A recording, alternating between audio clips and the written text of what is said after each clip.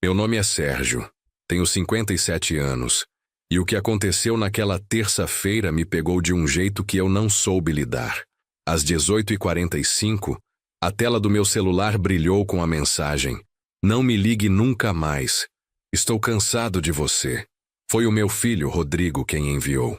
Eu estava parado no hall de entrada, ainda vestindo o paletó de lã cinza que uso para encarar o vento seco de Brasília.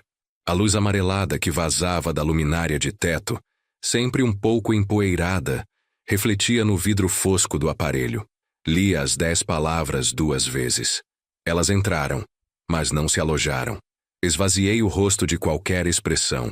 Deslizei o celular no bolso interno do paletó e me virei para trancar a porta, dando as 3 voltas regulamentares na chave. O silêncio que se seguiu não era o silêncio natural de uma casa vazia. Era uma barreira de ar frio, densa, que impedia qualquer som externo de penetrar. Brasília, quando a noite cai, vira uma cidade de pedra e vidro que retém o barulho do dia lá fora, mas amplifica o ruído interno da alma.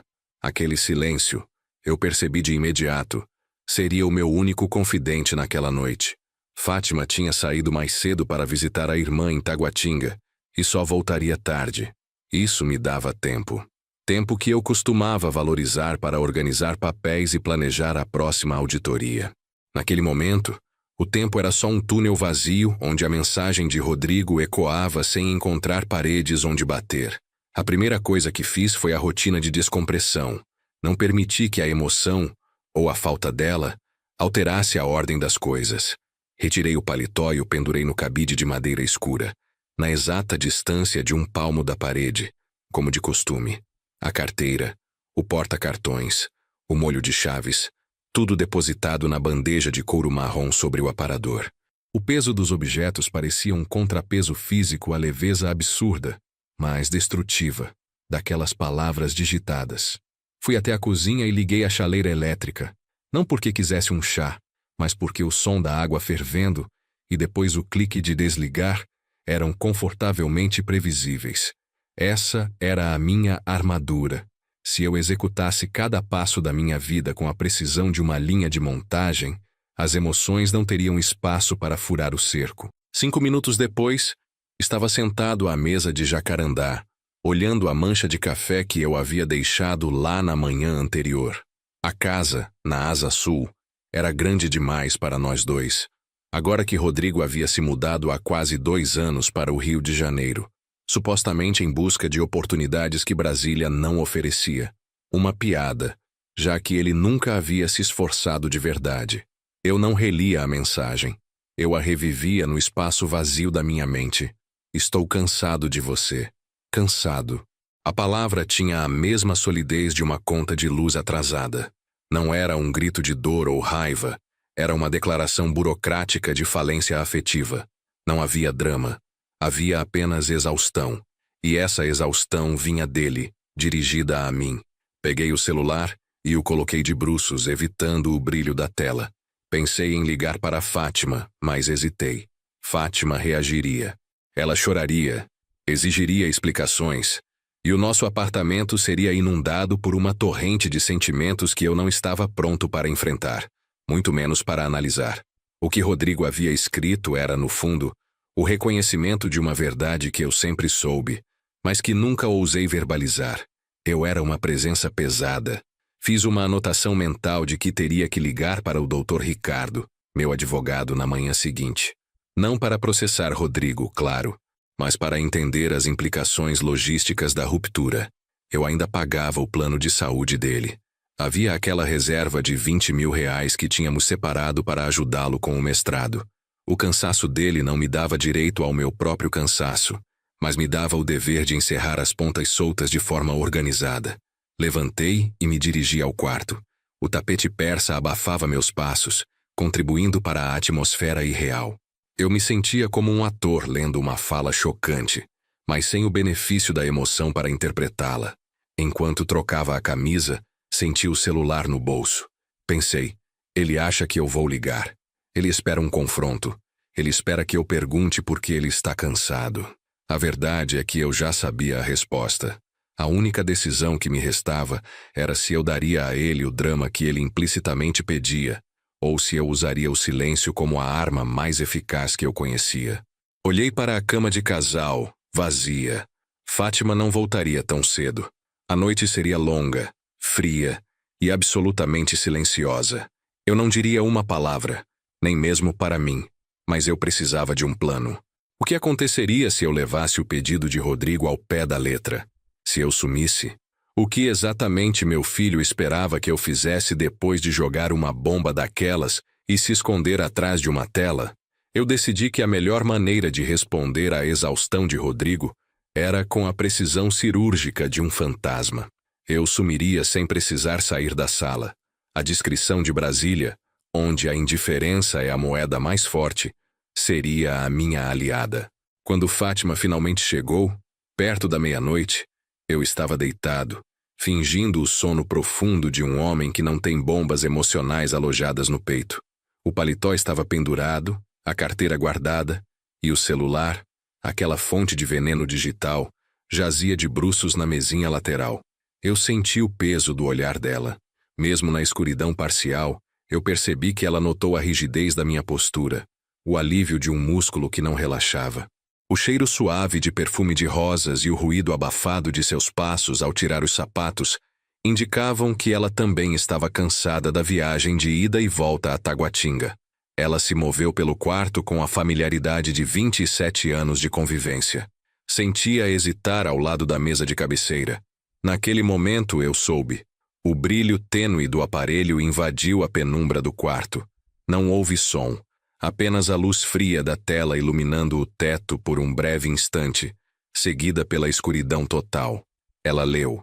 Li e releu aquelas 10 palavras que Rodrigo enviou. E assim como eu, ela não disse nada. O silêncio, que era meu confidente na noite anterior, havia se tornado um espaço compartilhado de terror.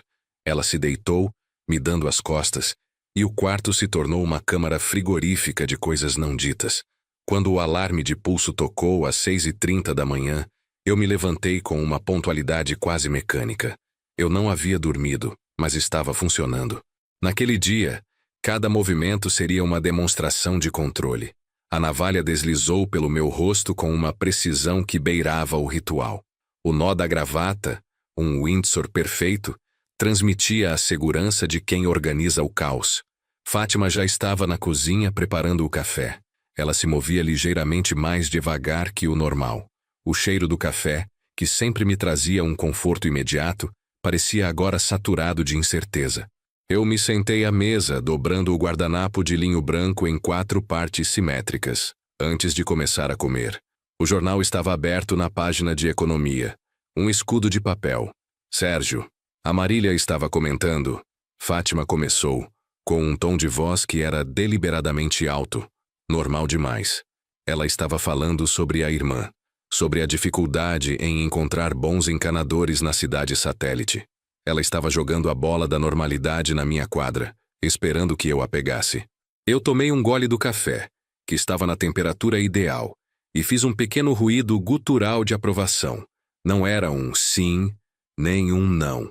Era um som que reconhecia a presença dela e a existência do seu comentário, mas que se recusava a engajar. Ela continuou, falando sobre o tempo seco em Brasília, o inverno que parecia nunca ir embora.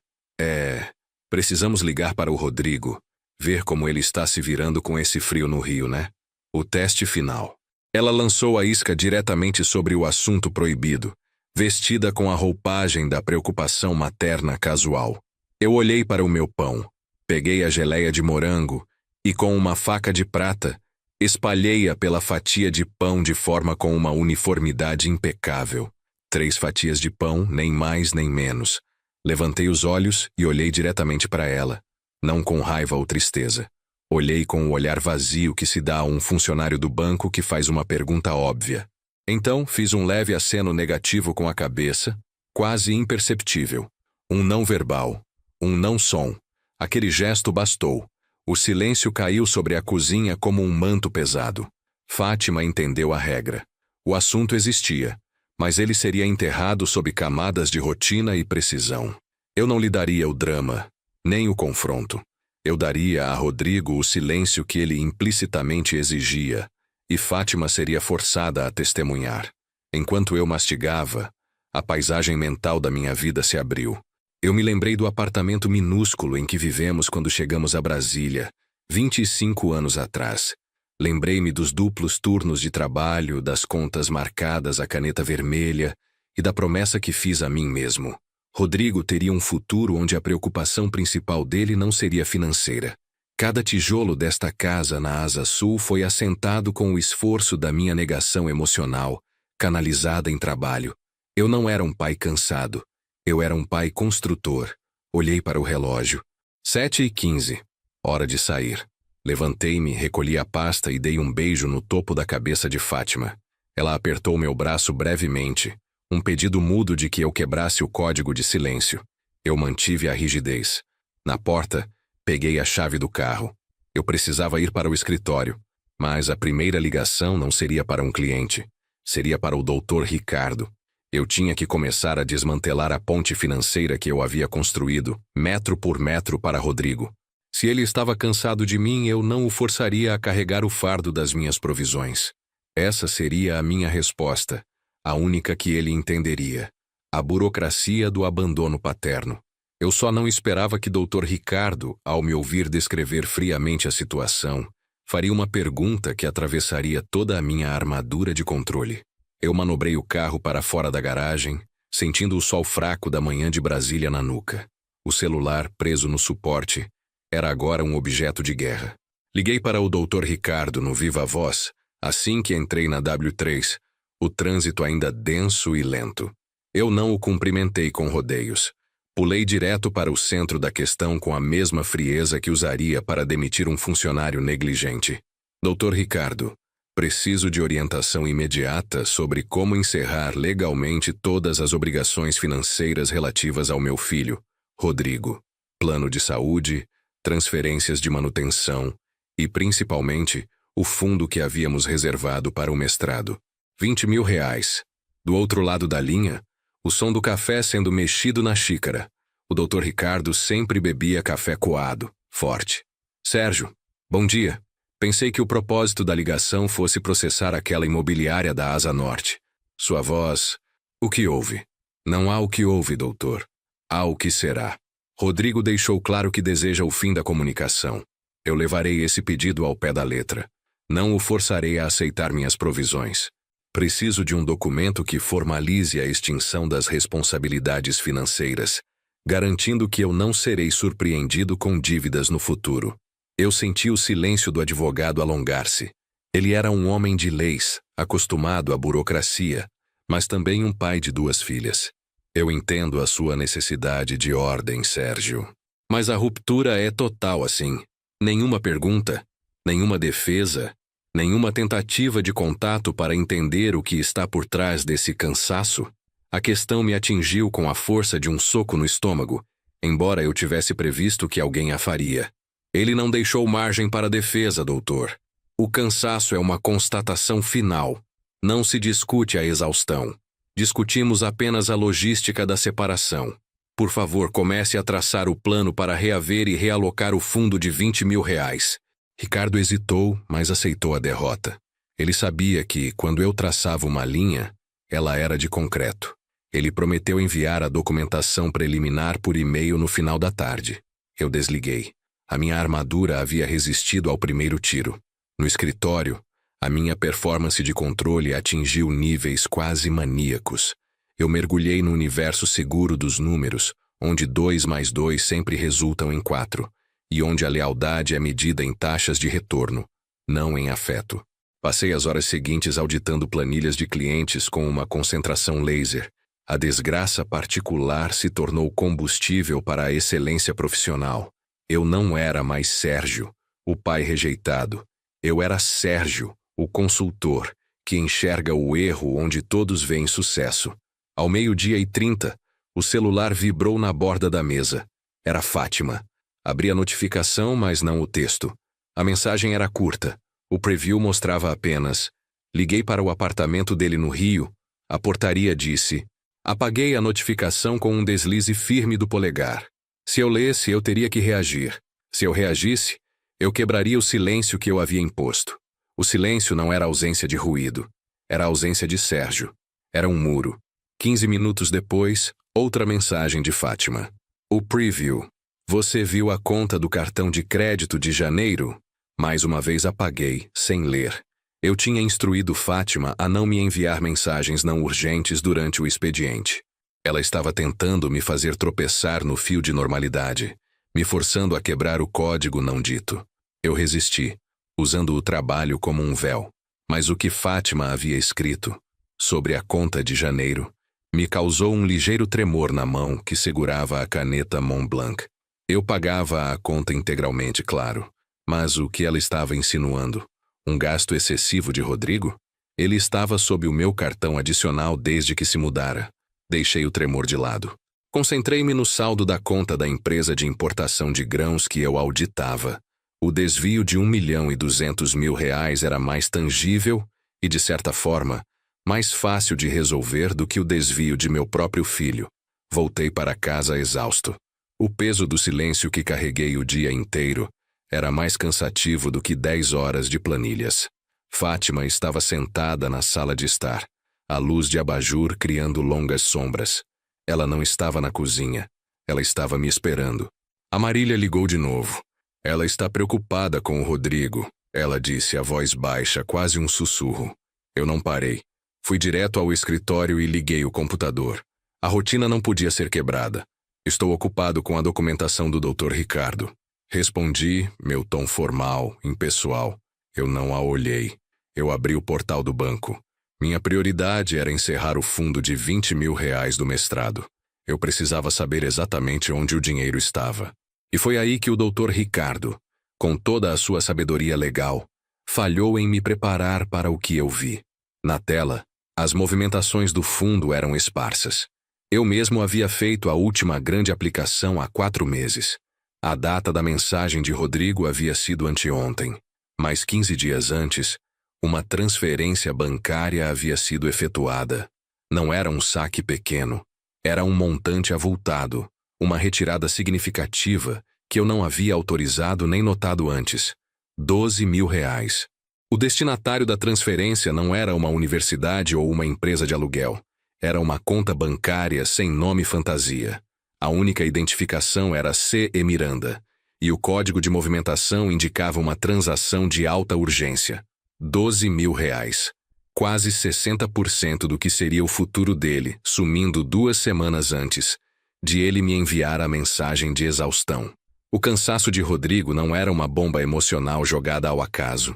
Era a cortina de fumaça para um ato muito mais calculado. E a burocracia do abandono paterno que eu havia abraçado era, na verdade, a entrega de um crime. Eu olhei para o fundo remanescente de R$ 8.000. A sensação de rigidez se desfez, substituída por um frio que vinha de dentro. Fátima apareceu na soleira da porta, quieta. Sérgio, a conta de janeiro.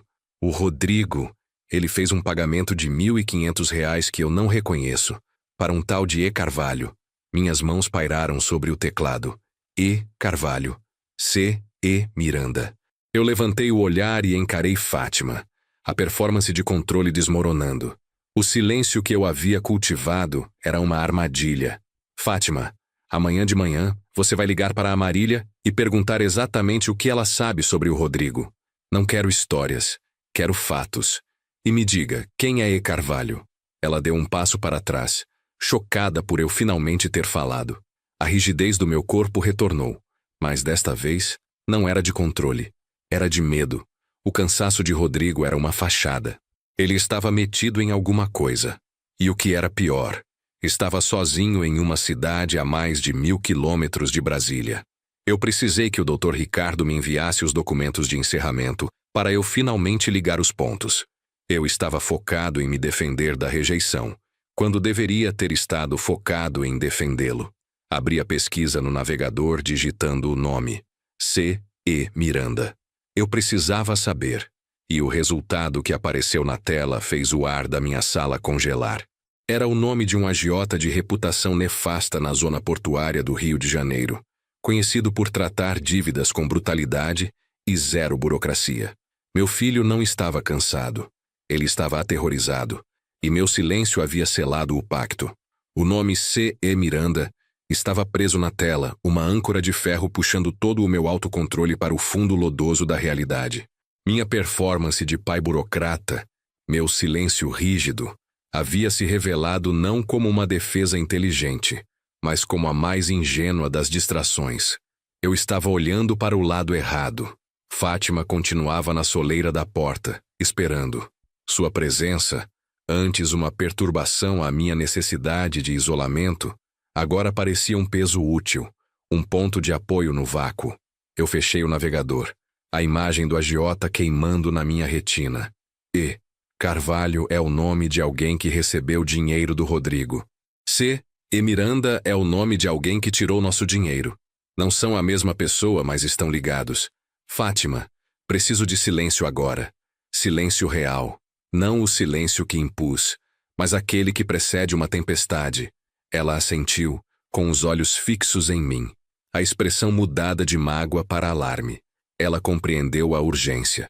Sem fazer barulho, ela se retirou, fechando a porta do escritório com a delicadeza que se usa ao isolar um paciente em quarentena. Eu me recostei na cadeira de couro, tentando processar o fato de que meu filho, de 20 e poucos anos, em vez de focar em um mestrado ou em uma carreira, estava envolvido com a criminalidade organizada da zona portuária. O cansaço dele era medo, e o medo dele se manifestava como rejeição a mim, o provedor. Meu celular, colocado de volta na mesa, começou a vibrar. Era um número de Brasília, um prefixo que reconheci imediatamente, mas que raramente me ligava depois das 9 da noite. Era Fábio, meu irmão mais novo. Fábio e eu sempre fomos um estudo de caso em contraste. Eu, Sérgio, o auditor, metódico e reservado. Ele, Fábio, o professor de história, expansivo, o ombro amigo da família. Fábio era o tio favorito de Rodrigo, o único que aceitava um café de madrugada para discutir filosofia barata ou futebol. Hesitei. Falar com Fábio significava admitir que a parede ruiu. Significa que a descrição de Brasília falhou. Respirei fundo, endireitei a postura e aceitei a ligação. Sérgio, a voz de Fábio era alta, ligeiramente rouca de preocupação, invadindo a quietude do meu escritório. Não houve cumprimento formal, não houve introdução. Sim, Fábio. Ah, graças a Deus. Liguei para Fátima há pouco, mas ela disse que você estava ocupado. Sei que não é hora, mas... Sérgio, o que diabos está acontecendo? Eu olhei para o relógio digital, marcando 21h42. Pensei em desviar, em falar sobre a auditoria da empresa de grãos, mas soube que ele não aceitaria. Estou lidando com questões administrativas, Fábio. Administrativas? Sérgio, eu não sou cego nem estúpido. A Adriana, lá de Taguatinga, me ligou. Fátima falou com a irmã dela. E a Marília, por algum motivo que ela não soube explicar direito, está histérica. O que a Marília estava dizendo era sobre o Rodrigo, não era? O ar frio de Brasília parecia condensar-se em meus pulmões. Fátima havia tentado manter o silêncio, mas a cadeia familiar de ansiedade é mais forte que qualquer código de conduta. Rodrigo enviou uma mensagem pedindo o fim do contato. Estamos processando isso. Respondi, usando o termo processando, como se estivesse lidando com uma pilha de documentos fiscais. Fábio soltou um suspiro pesado, um som de frustração misturada à dor. Sérgio, não use a linguagem da contabilidade comigo, pedindo o fim do contato. Ele te mandou um, não me ligue nunca mais, estou cansado de você. Não foi um pedido de divórcio burocrático, foi um grito de socorro mal escrito. Eu fechei os olhos. As palavras de Fábio eram o eco do que eu tinha tentado negar. Um grito de socorro. Ele não me deu margem para contato, Fábio. Eu estou respeitando o espaço dele. Respeitando? Você está sendo um covarde. Eu sei que vocês dois têm essa dinâmica estranha de pai e filho que não se abraçam, mas ele é seu filho. Eu tentei ligar para ele hoje, 3 vezes. Cai na caixa postal. O apartamento dele no Rio não atende. Ele sumiu. O que você está esperando? Que ele mande um fax formalizando a desistência da vida? A raiva na voz de Fábio era palpável, carregada de toda a emoção que eu havia suprimido por 57 anos. Ele estava despejando o drama que eu havia me recusado a dar a Fátima. Eu sou o pai dele, Fábio. A forma como eu lido com a situação cabe a mim, eu disse, a voz monótona, um bloco de concreto contra a torrente emocional dele. Não cabe mais, Sérgio. Não quando ele está em perigo. O que você faria se fosse um de seus clientes? Você não cruzaria os braços e diria: estou respeitando a distância. Você faria uma auditoria forense? Você moveria montanhas? Você o salvaria de um colapso financeiro? Porque quando é o Rodrigo, você se veste de mármore e congela. Ele estava certo. Eu faria de tudo por um cliente. Mas por que meu filho me paralisava? Não era mais a rejeição que me segurava. Era a descoberta do agiota. Eu não podia dizer a Fábio que Rodrigo tinha 12 mil reais desaparecidos nas mãos de Sei e Miranda. Não podia transformar o alarme da família em pânico público. Eu farei o que for necessário, Fábio. E a primeira coisa necessária é silêncio e discrição sobre este assunto. Discrição? É isso que você vai me dar? Depois daquele absurdo que ele te escreveu? Sérgio, me diga que você vai para o Rio. Me diga que você vai encontrá-lo, forçá-lo a falar, ou eu vou. Eu juro, eu largo minhas aulas amanhã e eu vou. A ameaça era real. Fábio era impulsivo o suficiente para fazê-lo. Se ele fosse, a situação sairia totalmente do meu controle. Eu precisava ser o agente mesmo que meu corpo estivesse tremendo. Não se mova, Fábio, ordenei, mantendo o tom baixo e firme. Você me fará o favor de não se envolver. O que você vai fazer, então? Vai ligar para a polícia? Vai processá-lo por fraude? Diga alguma coisa. Eu olhei para o vazio da tela do computador, onde eu havia acabado de descobrir a identidade do criminoso. Eu precisava agir, mas precisava de 24 horas para que o Dr. Ricardo me enviasse os documentos de encerramento, transformando-os agora em provas para uma investigação. Eu não lhe daria a satisfação do drama, nem a verdade do perigo. Apenas a certeza do controle. Foi a única coisa que consegui produzir. Um som grave e inarticulado que encerrava a discussão e rejeitava a sua intromissão. Então, sem esperar uma resposta, apertei o botão vermelho. O silêncio voltou ao escritório, mas era um silêncio violento, carregado com a raiva de Fábio, que agora sabia da crise e da minha recusa em reagir.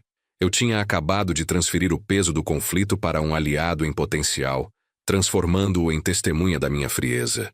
Eu levantei da cadeira, a rigidez voltando ao meu corpo, mas agora era o disfarce de um caçador. O auditório estava encerrado. A investigação, que não era mais sobre contas ou rejeição, mas sobre vida ou morte, começaria agora. Eu tinha que transformar a minha burocracia em algo sujo, algo ilegal, algo que fizesse C.E. Miranda se arrepender de ter tocado no meu filho. Eu precisava chegar ao Rio, mas não como o pai que implora, nem como o pai que abandona. Eu precisava ir como o auditor, o homem que conhece as fragilidades do sistema. O primeiro passo era a logística. Como um homem de 57 anos, acostumado ao conforto de Brasília, se infiltra na zona portuária do Rio de Janeiro sem ser notado. Fátima tinha que ligar para Marília amanhã. Eu tinha que forçar o Dr. Ricardo a adiantar os papéis. E eu tinha que descobrir o que o tal E. Carvalho, que havia recebido R$ 1.500 de Rodrigo, tinha a ver com o agiota. O celular tocou novamente. Não era Fábio. Era Fátima, enviando uma nova mensagem de texto, que chegou ao mesmo tempo em que recebi a notificação do Dr. Ricardo, avisando que a documentação preliminar estava no meu e-mail. Eu abri a mensagem de Fátima primeiro. Ela havia descoberto algo sobre E. Carvalho. O texto dizia: Sérgio, E. Carvalho era o fiador do primeiro apartamento alugado do Rodrigo no Rio. Ele era o porteiro do prédio. Ele está sumido há 2 semanas. Eu já não estava mais no escritório. Eu estava em uma espiral de dados sombrios, onde a cada novo nome que surgia, a vida de meu filho encolhia um pouco mais. O porteiro, o agiota, R$ 12.000. Eu peguei o paletó, que ainda estava pendurado no cabide. Se eu fosse me meter com agiotas no Rio, a precisão do consultor precisaria da camuflagem de um fantasma. Eu não podia esperar até amanhã. Eu precisava ler o e-mail do Dr. Ricardo agora e pegar o primeiro voo para o Rio de Janeiro. Brasília havia se tornado pequena demais. Eu peguei o paletó que ainda estava pendurado no cabide. Se eu fosse me meter com agiotas no Rio, a precisão do consultor precisaria da camuflagem de um fantasma. Eu não podia esperar até amanhã. Eu precisava ler o e-mail do Dr. Ricardo agora e pegar o primeiro voo para o Rio de Janeiro. Brasília havia se tornado pequena demais. Voltei para a cadeira e abri o e-mail do Dr. Ricardo. O anexo, um PDF criptografado, continha a minuta de encerramento das minhas obrigações financeiras com Rodrigo.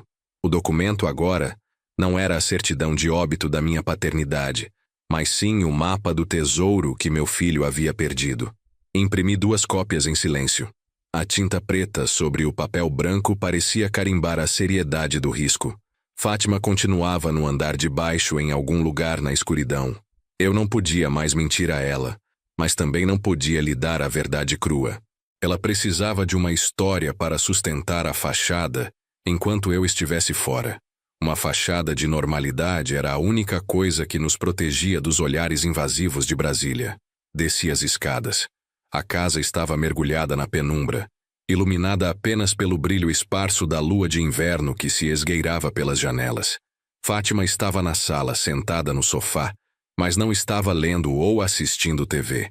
Ela estava segurando um objeto, girando-o nas mãos. Ao me aproximar, reconheci. Era um livro de capa puída, 100 anos de solidão, que Rodrigo havia lido e relido obsessivamente durante o último ano do ensino médio. O livro, por convenção silenciosa, ficava guardado na prateleira superior, junto a outros objetos de arquivo da infância dele. Fátima o havia realocado para a mesa de centro, esperando que eu o visse. Era uma armadilha, uma tentativa desesperada de introduzir o caos emocional na minha burocracia. Vou para o Rio de Janeiro. Agora, eu disse a voz baixa, controlada. Eu não me referi ao livro. Fátima pousou o livro devagar. O som do couro gasto na madeira foi alto no silêncio. Você vai encontrá-lo?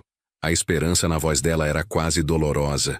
Eu vou investigar o destino de 12 mil reais e o paradeiro de E. Carvalho. Eu não vou dar a Rodrigo o drama da reconciliação. Eu vou lhe dar a certeza da segurança. Mas, e se ele não quiser te ver? Se ele realmente estiver cansado? Eu fui até a mesa de centro, peguei o livro e o realoquei no aparador lateral, um lugar menos centralizado, mais compatível com a ideia de esquecimento temporário. Era uma correção tática.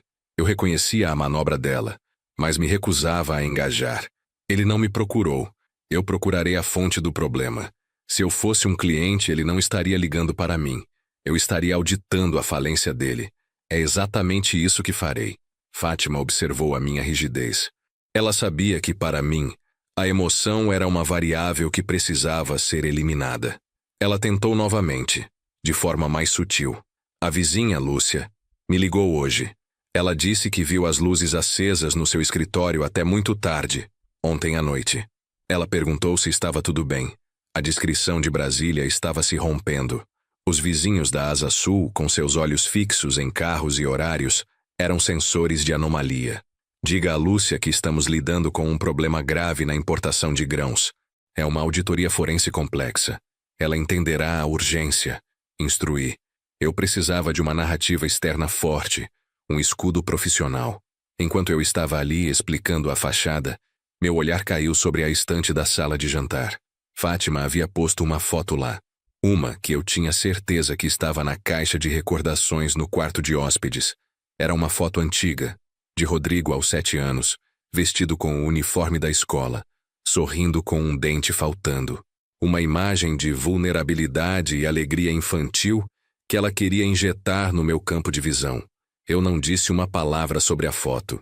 Minha mão se estendeu automaticamente e, com a mesma precisão que uso para dobrar um guardanapo, movi a foto da estante para dentro de uma gaveta profunda na cômoda. Não para esquecer, mas para isolar a emoção, como um material radioativo. Fátima assistiu ao meu movimento sem protestar, entendendo a minha linguagem de controle espacial. Você precisa de uma mala. Eu arrumo, ela disse, rendida à minha metodologia de crise. Não. Só uma pasta e o necessário para 24 horas.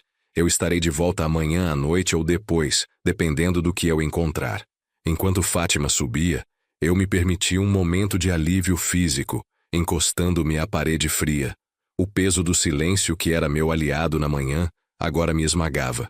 Eu estava abandonando Brasília, meu universo de certezas, para entrar na incerteza líquida e violenta da zona portuária carioca. Eu não tinha dormido em mais de 30 horas. A fadiga era um óleo espesso que cobria meus pensamentos, mas era preciso manter a vigilância. Quando Fátima voltou com a minha pasta de mão, ela trazia uma garrafa térmica e um sanduíche embrulhado. Café forte. E coma isso no caminho. Não me ligue, a menos que seja essencial. Eu manterei a Lúcia e o Fábio longe do problema. Eu assenti, aceitando a provisão dela. Era a trégua que eu precisava. Se houver qualquer contato de Rodrigo, por mensagem ou ligação, ou qualquer movimento em nossas contas, você me avisa. Discretamente. Eu olhei para o relógio. 2h20 da manhã. O voo que eu havia reservado online saía às 4h30, o primeiro do dia. Um voo que transportava executivos impacientes e madrugadores. Eu seria um deles, mas com uma agenda diferente. A caça. No caminho para o aeroporto, o carro deslizava pelo asfalto seco das vias de Brasília. Eu liguei o rádio em uma estação de notícias para abafar o ruído dos meus próprios pensamentos. Enquanto ouvia um economista discutir a taxa de juros, abri o documento de Dr. Ricardo no meu celular. Eu não estava apenas indo atrás de um agiota. Eu estava indo atrás de alguém chamado C.E. Miranda, que havia se apropriado de R$12.000. Mas algo na documentação me chamou a atenção. No rodapé, onde o advogado listava as últimas movimentações do fundo para fins de auditoria interna, havia uma nota de rodapé discreta sobre a transferência de 12.000. A conta de origem, a minha, não estava com o meu nome completo como emissor, mas apenas Sérgio A., seguido por um número de identificação bancária. Mas o nome da conta beneficiária, C.E. Miranda, estava associado a um endereço físico no Rio de Janeiro. Eu parei o carro por um instante na pista de emergência da Eixo Monumental. O sol ainda não havia nascido, mas a cidade de Pedra já respirava o frio da madrugada. A nota de rodapé do Dr. Ricardo não falava sobre um agiota genérico. Falava sobre Carlos Eduardo Miranda, um indivíduo com um histórico de fraudes e extorsão na zona portuária, com um endereço fixo de residência e negócios. Eu liguei o carro novamente. O silêncio que eu havia imposto por tanto tempo não era apenas uma armadura. Era uma célula de isolamento. Eu havia me concentrado tanto em não ser o pai dramático, que quase me tornei o pai ausente que merecia a rejeição. Agora, eu tinha um nome, um endereço e o mapa de um crime. Cheguei ao aeroporto JK com 30 minutos de sobra. Meu objetivo não era a segurança pessoal, mas a invisibilidade. No check-in, enquanto segurava minha passagem, meu celular vibrou. Não era Fátima. Era um número desconhecido do Rio de Janeiro. Eu hesitei, olhando o prefixo. Poderia ser uma armadilha, poderia ser o próprio C.E. Miranda. Eu descartei a ligação. Eu havia prometido a Rodrigo que não ligaria. Eu não ligaria. Mas ele também não me ligaria. Se fosse Rodrigo, ele usaria um número conhecido. Se fosse o agiota, ele usaria uma ameaça direta. Quando estava prestes a embarcar, o telefone vibrou novamente, a mesma chamada do Rio. Desta vez, no entanto, veio acompanhada de uma mensagem de texto. Eu abri o texto. Eram apenas 4 palavras, sem pontuação, sem assinatura, enviadas do mesmo número. O porteiro está morto. O ar no terminal, frio e climatizado, pareceu se esvair. Eu olhei para o cartão de embarque, sentindo o peso do meu paletó. Meu filho não estava apenas cansado ou endividado. Ele estava ligado a um homicídio. Eu entrei na aeronave. O plano de ser o auditor precisava ser substituído. Eu não ia para o Rio investigar um desfalque. Eu estava indo para resgatar um sobrevivente. E meu primeiro ato seria ligar para o Dr. Ricardo e pedir que ele preparasse o dossiê legal mais sujo que ele pudesse imaginar. Eu precisava proteger Rodrigo, mesmo que isso significasse que eu teria que quebrar todas as regras do meu próprio código de conduta. O assento de couro sintético da aeronave era frio, e a visão da pista de decolagem de Brasília, cinzenta na madrugada, não me oferecia conforto. Segurei a pasta de mão com tanta força que senti a borda do material duro perfurar a palma. A mensagem de 4 palavras, "O porteiro está morto", era um vírus que havia contaminado todo o meu sistema de ordem. Eu não podia mais ser o Sérgio, o auditor metódico. Eu precisava ser o Sérgio, o pai sujo. Eu havia desligado o celular logo após ler o texto. Não por medo de C e Miranda, mas por necessidade de isolamento absoluto para reavaliar o plano.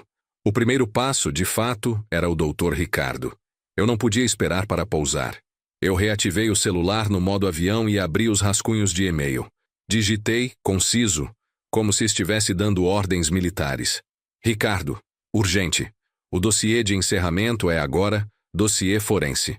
Acrescentar extorsão e homicídio. O nome é Carlos Eduardo Miranda. O endereço está no rodapé. Preciso de cobertura legal imediata. Contato de emergência via e-mail a cada 4 horas. Prepare o terreno para a minha ausência de Brasília. Auditoria de grãos. Enviei o rascunho. Não havia volta. Enquanto o avião ganhava altitude, deixando para trás a placidez geométrica de Brasília, a realidade me atingiu com a força de uma parede de cimento. Eu não dormia direito há 36 horas. Minha mente, acostumada à clareza do cálculo, estava sobrecarregada pelo peso do risco e da culpa. O corpo começou a reagir à pressão mental. Eu percebi que meus dedos, o polegar e o indicador da mão direita, haviam começado um tamborilar incessante e quase imperceptível contra o apoio de braço. Um ritmo lento, mas implacável, como um metrônomo interno que media a velocidade da minha catástrofe pessoal. Tentei parar, mas a supressão do tique apenas o transferia para a perna que começava a balançar sob o assento. Cheguei ao Rio de Janeiro às 7 da manhã, sob um calor úmido e precoce que era o oposto do ar seco e límpido de Brasília. Eu não aluguei carro. Peguei um táxi e pedi que me deixasse no centro, longe da zona portuária, mas próximo a um hotel modesto. Eu precisava de discrição, não de luxo. O check-in no hotel, um lugar com cheiro de mofo e desinfetante barato, foi rápido. Subi para o quarto. 3 lances de escada, meus joelhos protestando contra a falta de sono. Eu tinha pouco tempo. A prioridade era entrar no sistema bancário com a discrição de um fantasma.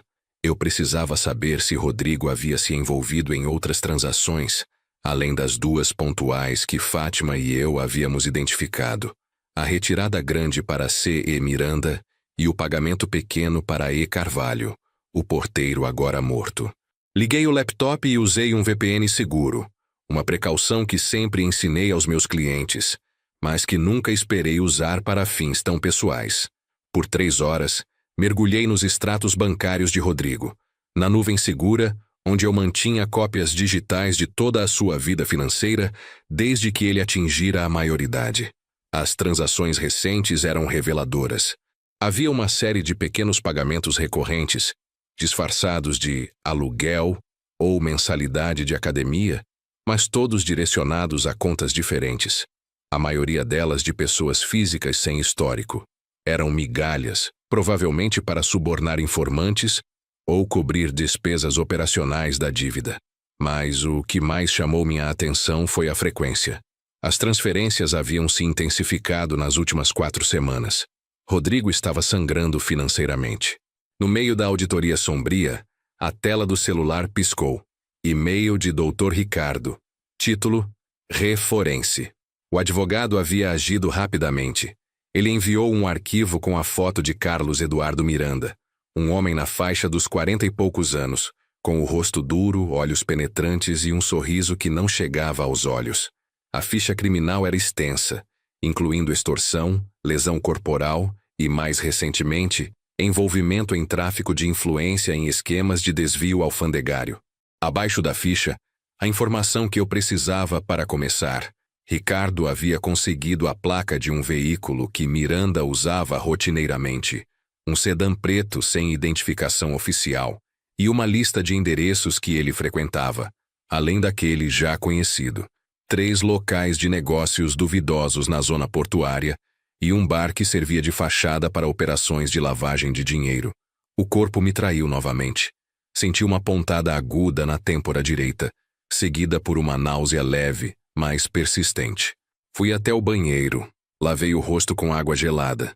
No espelho, vi o rosto de um homem cansado, com olheiras fundas e uma linha rígida na mandíbula que a navalha tinha deixado intacta. Eu precisava de café, de adrenalina, mas principalmente de um plano que fosse além da frieza. Eu voltaria à zona portuária, mas não como auditor. Eu precisaria de um intermediário. Eu tinha o número de telefone do apartamento de Rodrigo. Liguei no Viva Voz. Tocou 5 vezes, depois a caixa postal. Não deixei mensagem. A única coisa que eu precisava saber era se havia alguém ali. O silêncio me deu a resposta. Rodrigo estava em fuga. Ou pior, o meu plano agora era simples. Usar a minha identidade de Sérgio, o consultor financeiro de alto escalão de Brasília, como uma arma. Agiotas entendem de dinheiro, e eles entendem de poder. Se eu aparecesse como um burocrata assustado, eu seria esmagado. Se eu aparecesse como um homem que estava ali para fazer uma proposta de negócios, eu teria a atenção deles. O objetivo: forçar um encontro com C.E. Miranda, negociar a dívida de Rodrigo e descobrir o paradeiro do meu filho. O calor úmido da tarde carioca já estava insuportável quando peguei um segundo táxi, desta vez em direção ao endereço de Miranda na zona portuária. O lugar era um labirinto de galpões abandonados e ruas estreitas cheias de lixo e cheiro de maresia. Pedi ao taxista que me deixasse a 2 quadras de distância. A camuflagem de Brasília não resistiria àquele ambiente. Eu andava com a pasta de mão, vestindo o meu paletó de lã. Uma decisão estúpida para o clima, mas essencial para o meu personagem. Eu era o dinheiro que vinha de fora, o alvo potencial que não podia ser ignorado. O endereço era um armazém velho, disfarçado de depósito de sucatas. A porta de metal estava entreaberta. Eu entrei. O interior era escuro e sujo. O silêncio era interrompido pelo zumbido distante de um gerador e o som da minha própria respiração. Quem é? Uma voz grave e rouca ecoou de um canto. 3 homens surgiram das sombras. Nenhum deles era C.E. Miranda. Eram seguranças, grandes e com o olhar entediado de quem espera o próximo movimento do alvo. Meu nome é Sérgio, eu disse com a voz firme, ignorando o nervosismo que ameaçava trair o meu tamborilar de dedos. Vim falar com o senhor Carlos Eduardo Miranda sobre um ativo que ele possui. É um assunto de negócios. E preciso de discrição. Um dos homens riu. Um som seco e desagradável. Ativo? O Miranda não está recebendo ninguém hoje, velho. Eu tirei a minha carteira e retirei 2 notas de R$ 50, dobradas de forma impecável. Coloquei-as sobre um barril de óleo enferrujado, agindo como se o suborno fosse a parte mais rotineira da minha agenda. Não é um ativo genérico. É um ativo chamado Rodrigo, meu filho. Os olhos do segurança se estreitaram. Ele olhou para as notas, depois para o meu paletó. Ele farejava o dinheiro. Espere aqui. O segurança sumiu em uma porta lateral. 15 minutos se passaram, e o meu tique nervoso se tornou um tamborilar incessante. Eu apertei a caneta Montblanc no bolso interno, sentindo o plástico rígido. Quando o segurança retornou, sua expressão havia mudado. Não era mais de tédio, mas de cautela. Ele vai te receber. Mas não tente nada estúpido. Fui levado por um corredor estreito até um pequeno escritório improvisado, iluminado por uma lâmpada pendente que realçava a poeira no ar. Atrás de uma mesa de metal, C.E. Miranda me esperava. Ele não era grande, mas a sua presença era densa, feita de desprezo. O velho de Brasília, ele disse a voz cheia de ironia. Sentem-se e feche a porta. Eu me sentei na cadeira de metal, colocando a pasta sobre as minhas pernas. Miranda olhou para mim, esperando. O Rodrigo me enviou uma mensagem pedindo o fim do contato. Comecei, mantendo o meu tom burocrático, quase tedioso. Eu vim aqui para fechar as pontas soltas da dívida dele. Eu farei uma proposta. Miranda riu, um som mais alto do que o do segurança. Proposta? Você é o pai, não é? O pai que paga o mestrado. Aquele que manda dinheiro de longe. Ele disse que você era um saco, mas não um idiota. O insulto à minha paternidade não me atingiu. Eu estava focado no resgate. A dívida. R$ 12.000. Acrescente as taxas de juros e o risco que vocês assumiram. Eu pago o montante total hoje, em dinheiro, em troca de um documento de quitação e da localização exata do meu filho. Miranda se inclinou para a frente. O sorriso sumiu. Você está enganado, Sérgio. A dívida não é mais de 12.000. E o risco, meu caro, dobrou. Seu filho não está apenas nos devendo dinheiro. Ele nos deve o porteiro. O meu coração acelerou. Eu precisava saber o que havia acontecido a E. Carvalho. O porteiro está morto. Eu declarei, transformando a informação que recebi em um fato que eu já sabia. Ele foi morto há 2 dias. Meu filho tem algo a ver com isso? Miranda relaxou na cadeira, impressionado com a minha frieza. Inteligente. É por isso que os burocratas chegam a Brasília. O porteiro E. Carvalho era o nosso contato de campo. Ele alugou o apartamento para o Rodrigo. Ele nos informava sobre os hábitos dele. E ele infelizmente achou que podia roubar um pequeno montante de nós. Rodrigo estava presente quando isso aconteceu. Ele viu o que fazemos com quem nos trai. E ele nos deve o porteiro, porque o moleque fugiu antes que pudéssemos resolver a situação. Eu mantive a calma. A montanha de débitos não era financeira. Era criminal. Quanto custa o porteiro, Sr. Miranda? R$ 30.000, Sérgio. E a garantia de que o seu filho não abrirá a boca sobre o que viu. Se ele falar, a dívida será paga com o seu silêncio permanentemente. R$ 30.000. Quase 40 vezes o que eu havia reservado para o mestrado dele. Aceito. 30.000. Eu transfiro o valor ainda hoje. Ah, Sérgio, você é previsível. É por isso que o Rodrigo te odeia. Você acha que tudo se resume a um número. Não queremos transferência. Queremos dinheiro vivo. Em notas de 100 e entregue pessoalmente por você, amanhã à noite, no bar que eu indicar. E só então, eu te digo onde o seu filho está se escondendo no rio. A humilhação era intencional. Ele queria me arrastar para a sujeira. E qual a garantia de que, ao entregar o dinheiro, o meu filho não será apenas a próxima vítima? Miranda pegou uma caneta vermelha e rabiscou algo em um pedaço de papel. Ele o deslizou pela mesa. Era um número de telefone. O prefixo do Rio de Janeiro. Ligue amanhã, às 19 horas. Se o seu filho não estiver vivo, você não vai querer fazer essa viagem de volta a Brasília. Agora vá. E não ligue para o seu advogado. Eu sei quem ele é e onde ele trabalha. Eu levantei, peguei a pasta, virei as costas e comecei a caminhar, forçando o meu corpo a não demonstrar a tensão que me rasgava por dentro. Ao sair, senti o olhar de Miranda me perfurando. Eu estava encurralado.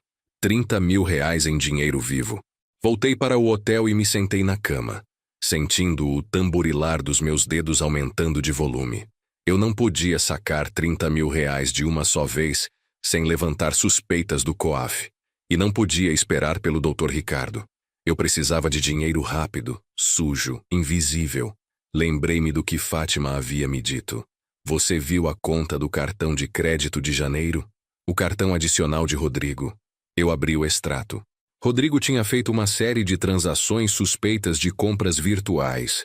Pequenos saques de 1.500, R$ 2.000, que pareciam estar drenando um recurso paralelo. Lembrei-me, então, de uma conta que eu tinha em meu nome. Uma pequena poupança de emergência que eu mantinha há anos. Guardada para o imprevisível. R$ 40.000. Nunca a toquei. Era minha única reserva totalmente isolada do meu patrimônio auditado. Eu precisava do dinheiro.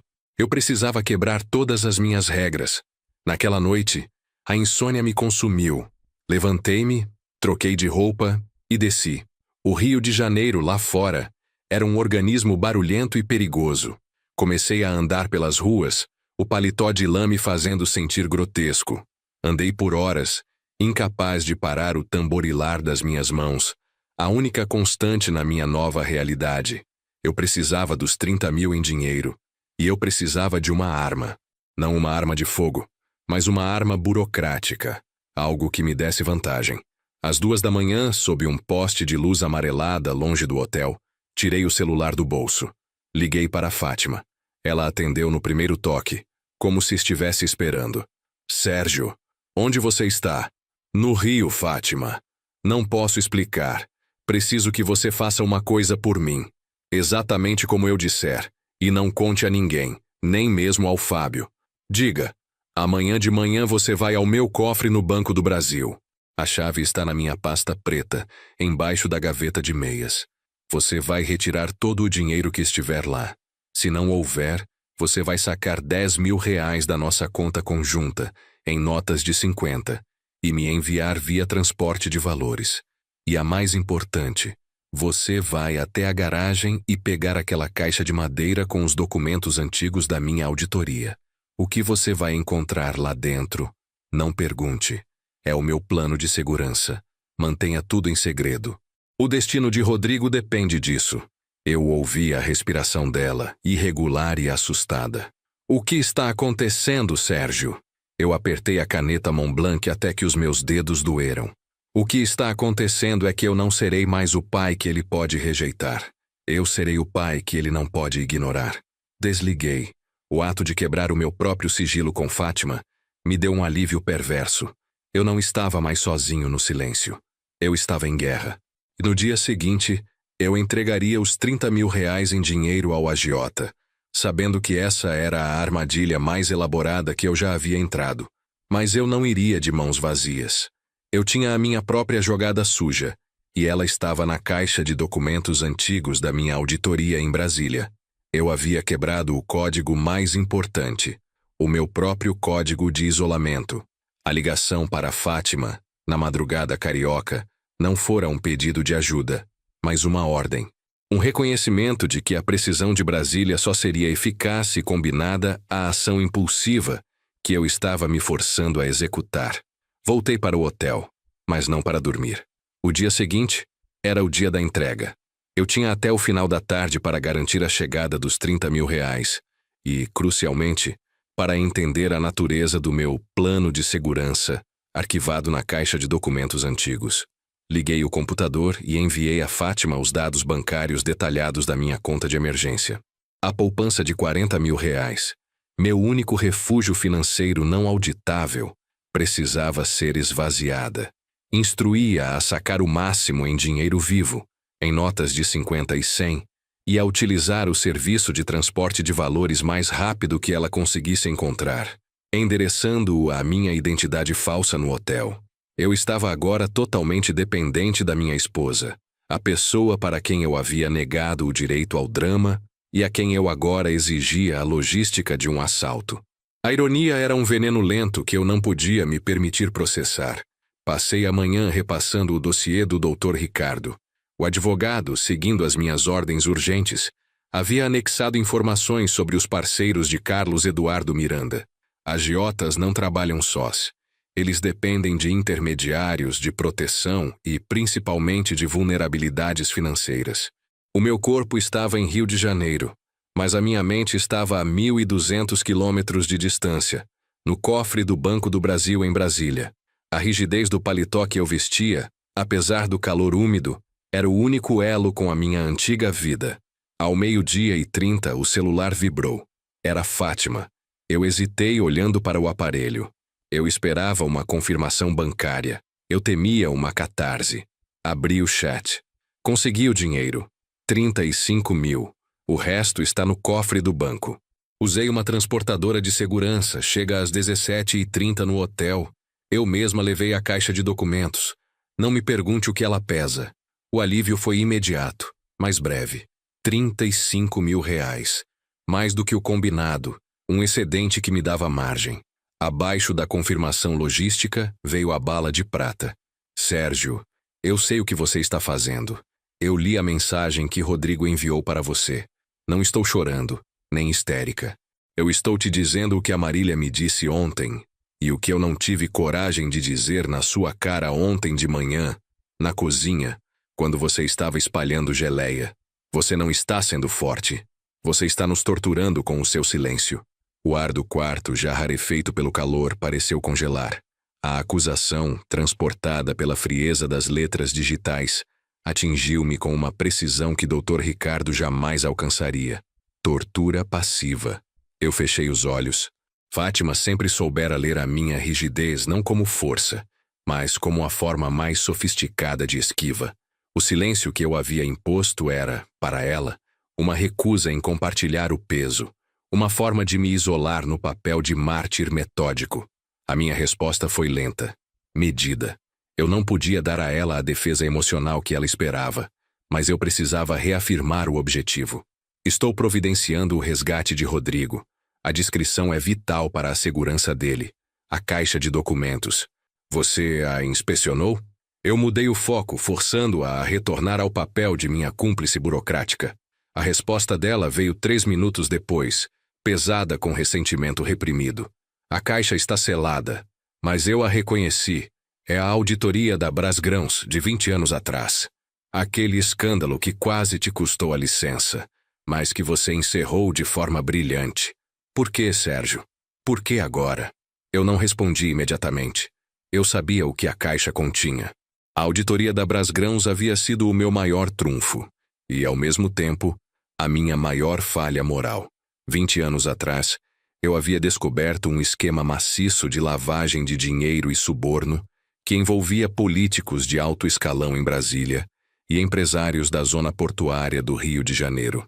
Eu havia formalizado o desvio, mas no último momento, ao invés de entregar o dossiê à polícia, eu usei o conhecimento para forçar a empresa a me contratar como consultor permanente. Eu havia trocado a ética pelo poder e guardei o dossiê original, a prova da minha covardia e do meu controle, no cofre. Agora, o círculo se fechava. A Brasgrãos tinha conexões diretas com o tipo de operação que C.E. Miranda administrava. Eu digitei a resposta para Fátima, minha confissão não verbal. Fátima, a única maneira de negociar com um agiota que lida com homicídio é ter algo mais valioso do que dinheiro para oferecer. C.E. Miranda tem um histórico. O que está na caixa é o registro desse histórico. É o meu plano B. Se ele recusar os 30 mil reais, eu o auditarei. Diga a Lúcia, a vizinha, que a auditoria da importação de grãos se tornou mais complexa do que eu imaginava. Eu enviei a mensagem sabendo que eu havia dado a Fátima a verdade, mas disfarçada de estratégia profissional. O resto da tarde foi uma descida lenta para o estado de alerta máximo. O dinheiro chegou às 17h30, embalado de forma discreta em uma maleta de couro marrom. 35 mil reais em notas novas, cheirando a papel e segurança. A caixa de documentos chegou em seguida, pesada e esquecida. Eu abri a caixa e examinei o dossiê. Planilhas, extratos e o relatório manuscrito que detalhava as movimentações de dinheiro sujo. No meio dos papéis, um nome familiar piscava em um extrato bancário de 20 anos atrás. Carlos E. Miranda. Não como agiota, mas como um operador de baixo escalão no esquema de lavagem da Brasgrãos. Ele era um peixe pequeno, então, mas ele sabia quem eram os peixes grandes, e a minha documentação provava o envolvimento de todos. Meu plano de segurança não era sobre o crime de Miranda, era sobre a sua história. Eu estava prestes a chantagear um criminoso com o seu próprio passado. O tamborilar dos meus dedos parou abruptamente. Minha performance de auditor metódico precisava de uma atualização. Eu não ia apenas pagar. Eu ia fazer uma aquisição hostil. Às 19 horas, meu celular tocou. O número do Rio de Janeiro. C.E. Miranda. Eu apertei o botão para atender. Sérgio. O velho burocrata é pontual. A voz dele estava ainda mais áspera, carregada de impaciência. Eu tenho o dinheiro. 30 mil reais em notas de 150. Onde faremos a transação? Você virá ao Bar do Trovão, Rua Guindaste, perto do cais. Não se atrase e venha sozinho. Se eu vir um fio sequer do seu advogado, considero a negociação encerrada. E o seu filho, ele perde o valor de mercado. Estarei lá às 21h. Eu tenho uma condição. O silêncio do outro lado da linha foi um rosnado contido. Condições? O devedor impõe condições agora? Não sou o devedor. Sou o administrador da dívida. Ao entregar os 30 mil reais, você me dará uma foto de Rodrigo, tirada hoje. Apenas isso. O pedido era audacioso, uma quebra no protocolo da extorsão. Eu não estava pedindo a localização, mas uma prova de vida recente.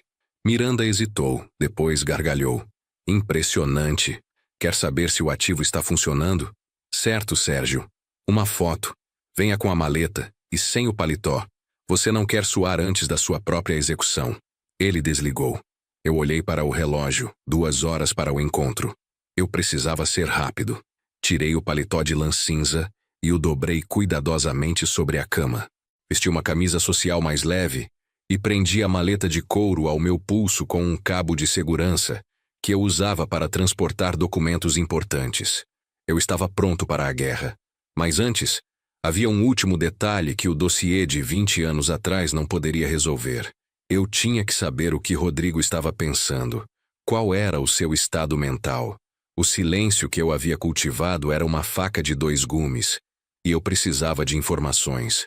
Eu peguei o celular e liguei para o Dr. Ricardo, que certamente estava no seu escritório em Brasília, esperando pela minha atualização de auditoria de grãos.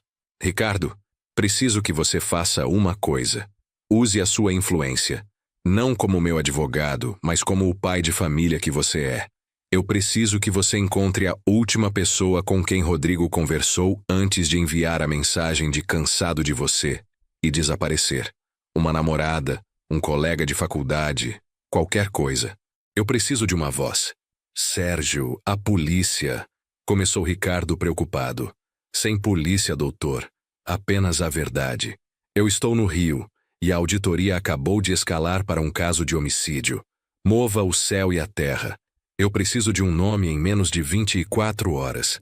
Ricardo, sentindo a urgência e a tensão inédita na minha voz, apenas respondeu: Entendido, Sérgio.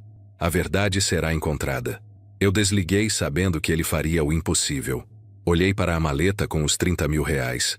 Olhei para a caixa de documentos que continha o passado sombrio de C.E. Miranda. Eu não era mais o homem que temia a rejeição do filho. Eu era o homem que ia resgatá-lo. Mesmo que a minha única arma fosse a corrupção que eu havia me recusado a denunciar 20 anos atrás. Saí do hotel, deixando o frescor do ar-condicionado, para enfrentar a noite violenta do Rio, o bar do trovão. Era hora de levar a burocracia do abandono paterno à sua conclusão mais perigosa. Eu não disse uma palavra, mas cada passo era uma ameaça não escrita. E eu esperava que C.E. Miranda soubesse ler. Eu tinha pouco menos de 2 horas até as 21 horas, o horário marcado para o bar do trovão. A urgência de Carlos Eduardo Miranda era um cronômetro que eu não podia ignorar. Eu precisava ir, mas o auditor dentro de mim exigia uma última verificação. A pressa era o inimigo da precisão. Sentei-me novamente no carpete gasto, abrindo o laptop para rever os extratos de Rodrigo. Eu já havia mapeado as grandes transações, a sangria de 12 mil reais para C.E. Miranda e o pagamento de 1.500 para o porteiro, E. Carvalho.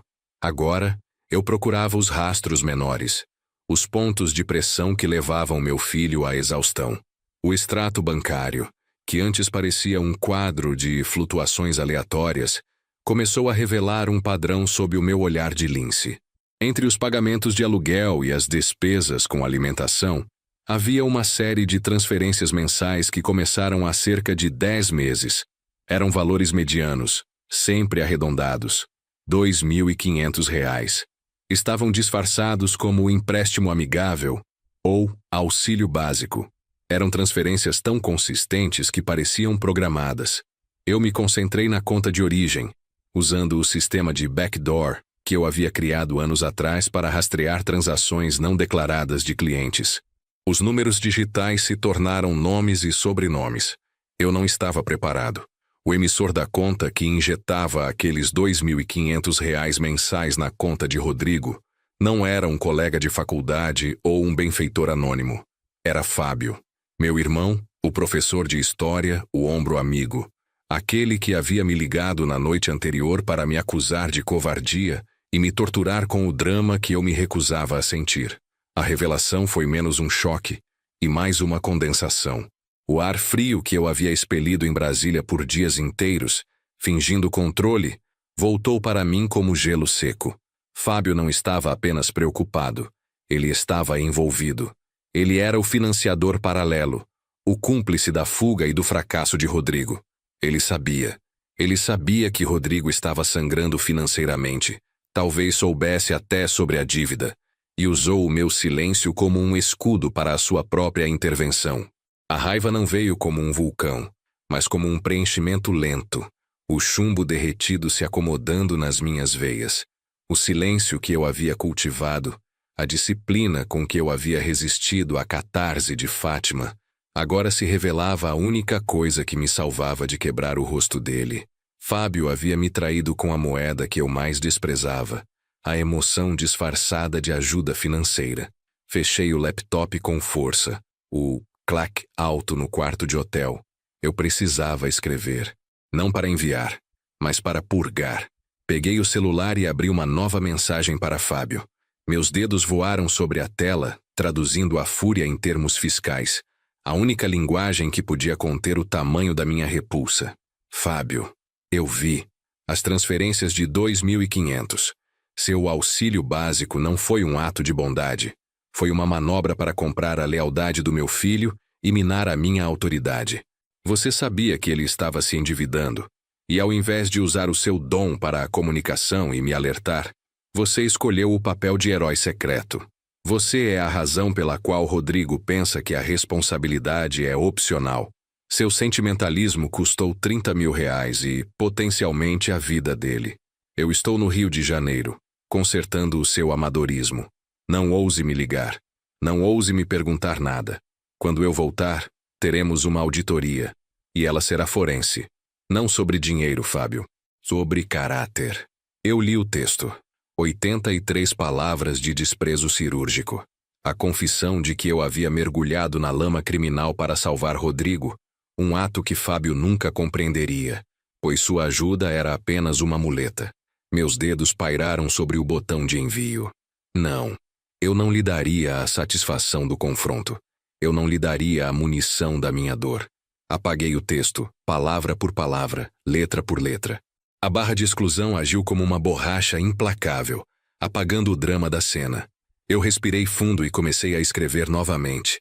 Desta vez, mais curto, mais pontual. Seu erro. Minha solução. Fique fora. Sérgio. 10 palavras. Direto ao ponto. Mais um toque no botão de enviar. Não. Ainda era muito. Ainda era um reconhecimento. O silêncio era a única forma de provar que a sua traição não havia me quebrado. Eu não iria validar a sua intromissão. Deixei a tela em branco. Deletei a mensagem. Eu me levantei e peguei a maleta de couro. Ela estava pesada com os R$ 35.000 e com a caixa de documentos que continham o poder de destruir a reputação de Cia Miranda. O peso do dinheiro era reconfortante. Olhei para o relógio. 20 horas e 30 minutos. Eu não iria encontrar Miranda com a raiva de um pai traído por um irmão. Eu iria como o Sérgio de Brasília, o homem que não fala, mas que age com a precisão de um algoritmo. Fábio queria drama, Fátima queria que eu rompesse o silêncio, o agiota queria me humilhar, eu daria a todos eles o oposto. Abri a porta do hotel, sentindo o calor do rio invadir o quarto. A camisa social, leve demais para o meu paletó de lã, me dava uma falsa sensação de vulnerabilidade. Eu pegaria um táxi até um ponto estratégico e faria o restante do caminho a pé. Enquanto caminhava para fora do lobby, silencioso e determinado, o celular vibrou no bolso. Não era Fábio. Não era Fátima. Era um número desconhecido. O mesmo prefixo de Brasília que o Dr. Ricardo havia usado na nossa última conversa. Eu parei na calçada e atendi, sem hesitar. Sérgio, é o Ricardo. Consegui a informação. A última pessoa que Rodrigo ligou antes de sumir. Eu senti um frio na barriga, mesmo sob o calor carioca. Eu estava a poucos minutos de chantagear um criminoso por dinheiro e homicídio, mas o que realmente me importava era a verdade fria sobre o meu filho.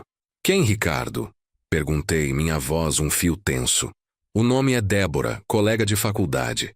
Ela está em pânico. Ela disse que Rodrigo ligou e disse apenas uma coisa, Sérgio. Ele ligou para ela e disse: Eu te amo. Você é a única que consegue ver. Se eu sumir, procure meu pai. Ele vai entender os números. Eu parei de respirar. Ele vai entender os números. Ele estava falando sobre a dívida, Ricardo? Sobre o Miranda? Não. Ela disse que não. Ela disse que no dia da mensagem que ele te enviou, ele estava tentando te avisar. Ela disse que ele viu uma fraude ainda maior, Sérgio. Uma fraude que envolveu uma empresa que você auditou há muito tempo e que a dívida com Miranda era só uma forma dele se proteger. Ele disse que o agiota é só um peão. O verdadeiro antagonista, o cabeça do esquema que ele descobriu, está em Brasília. O chão se abriu sob os meus pés. O cansaço de Rodrigo era uma fachada para me afastar do perigo. Mas o que ele havia descoberto era a ponta de um iceberg muito maior. Eu agradeci a Ricardo e desliguei. O bar do Trovão já não era mais o meu destino final.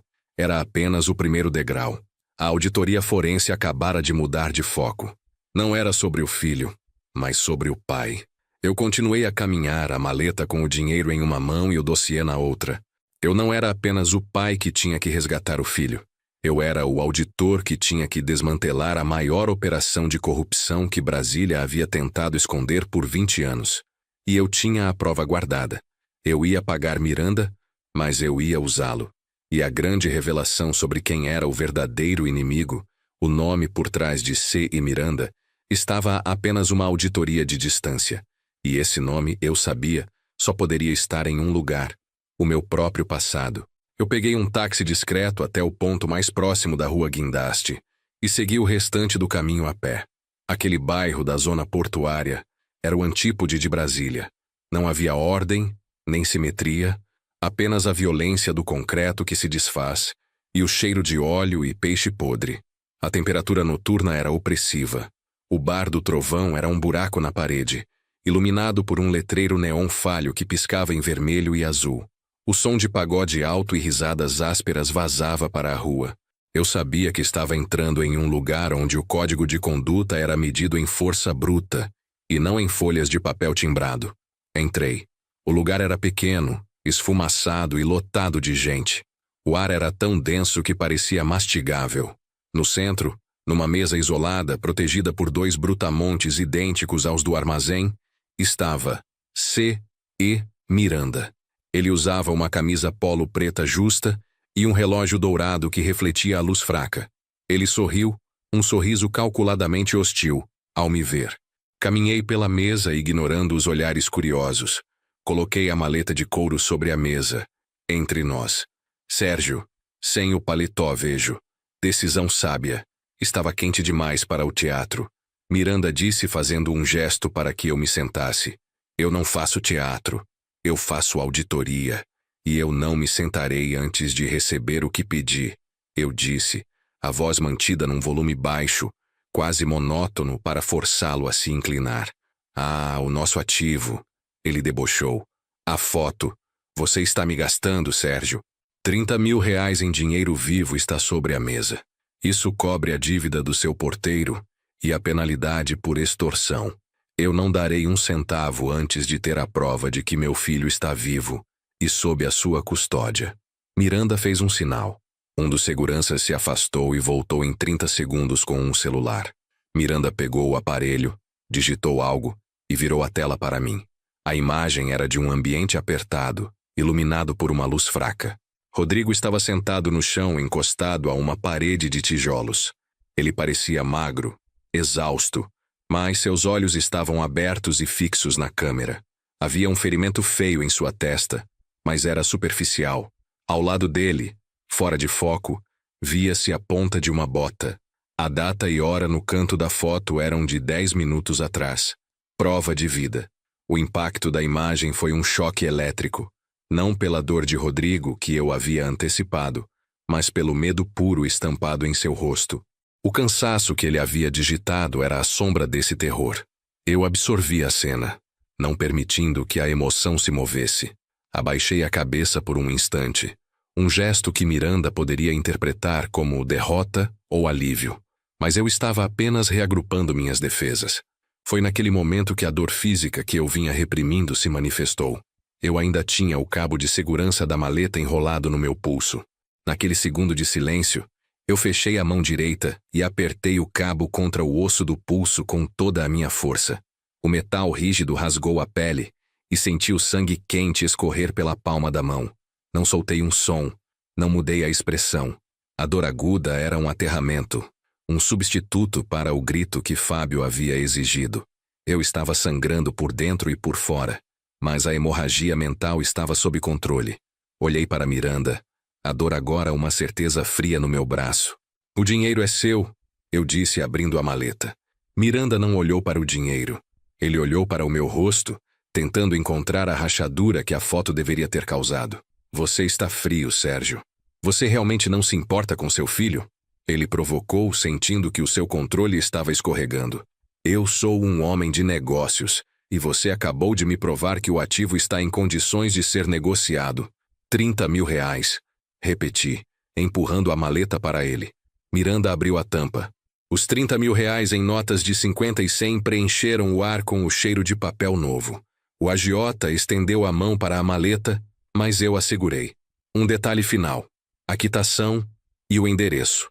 Miranda riu, pegando um guardanapo de papel sujo e rabiscando o nome de uma rua em Santa Teresa. Vá até lá. Ele está num porão seguro. E não se preocupe com a quitação. Eu não sou do tipo que dá recibo. Você está quitado. Seu filho, ele é problema seu agora. Eu soltei a maleta. Miranda imediatamente começou a inspecionar as notas. Enquanto ele estava distraído, eu retirei do meu bolso interno um envelope pardo, fino e sem identificação. Coloquei-o sobre a mesa, ao lado da maleta. Esse é o meu presente de despedida. É o documento de encerramento de um serviço de auditoria de 20 anos atrás. Brás Grãos, lembra? Miranda parou de contar o dinheiro.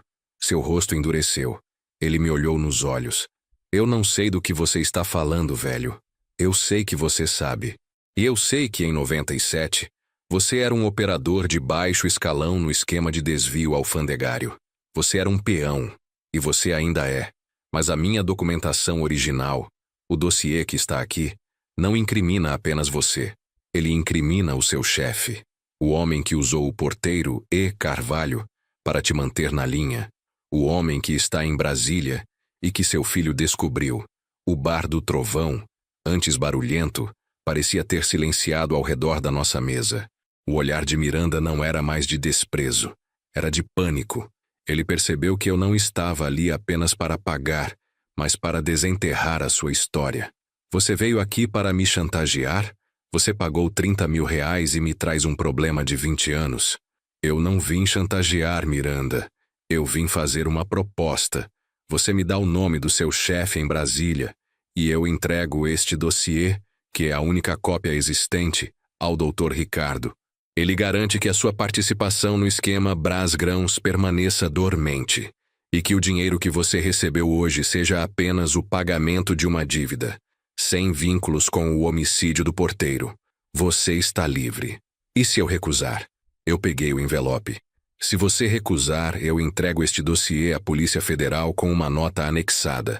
O elo entre o agiota C.E. Miranda e a corrupção de Brasília pode ser encontrado na documentação de Brás Grãos. Investiguem o assassinato de E. Carvalho, o porteiro. Você não vai para a cadeia só pelo agiota, Miranda. Você vai cair por 20 anos de podridão. Miranda ficou paralisado. Ele estava entre 30 mil reais e a destruição de seu passado. Ele sabia que um auditor de Brasília não blefaria com documentos. Eu sou apenas um peão, Sérgio. Eu não sei o nome do chefe, mas eu sei o intermediário dele. O homem que comanda a operação financeira e a lavagem de dinheiro em Brasília. O homem que realmente matou o porteiro para incriminar o seu filho. Ele é o verdadeiro antagonista. Diga o nome. Ordenei, mantendo o envelope pardo à vista. Miranda se inclinou, o cheiro de suor e medo se misturando ao ar esfumaçado. O nome dele é Márcio Guimarães. Ele é o contador de Brás Grãos. Ele comanda a operação de Brasília. Ele é quem realmente está cansado de você, Sérgio. Márcio Guimarães. O contador. A memória veio com a clareza de um cálculo. 20 anos atrás, Márcio Guimarães era o único funcionário que eu havia poupado de denunciar em troca de informações internas. Ele havia me dado o acesso que permitiu o meu crescimento na consultoria, vendendo os segredos de Brás Grãos. Eu havia acreditado que ele havia se reformado. Eu havia confiado nele. O antagonista principal, a origem do cansaço e do perigo de Rodrigo, era o meu próprio cúmplice em um ato de corrupção de 20 anos. Eu o havia mantido seguro. Eu me sentia enjoar. A traição de Fábio era um corte. A traição de Guimarães era um veneno. Onde está o Márcio Guimarães agora? Minha voz estava baixa, perigosamente controlada. Em Brasília, no mesmo escritório da Brasgrãos que ele rebatizou. Ele sabia que, se o seu filho descobrisse a dívida, ele iria se afastar de você. Ele queria que você ignorasse os números. Ele queria te neutralizar. Peguei o envelope e o rasguei ao meio, lentamente, fazendo o som do papel de segurança rasgando ecoar. O som da destruição da minha chantagem era, para Miranda, a prova de que a nossa trégua era real. Você está livre, Miranda. Não me procure mais. Eu me levantei. A dor no meu pulso agora era um lembrete vívido da minha nova missão. Peguei o endereço de Rodrigo e caminhei para fora do Bar do Trovão, deixando para trás o agiota e os 30 mil reais. Eu havia comprado a liberdade de meu filho e o nome do meu verdadeiro inimigo. O porão em Santa Teresa estava nos fundos de uma velha oficina mecânica.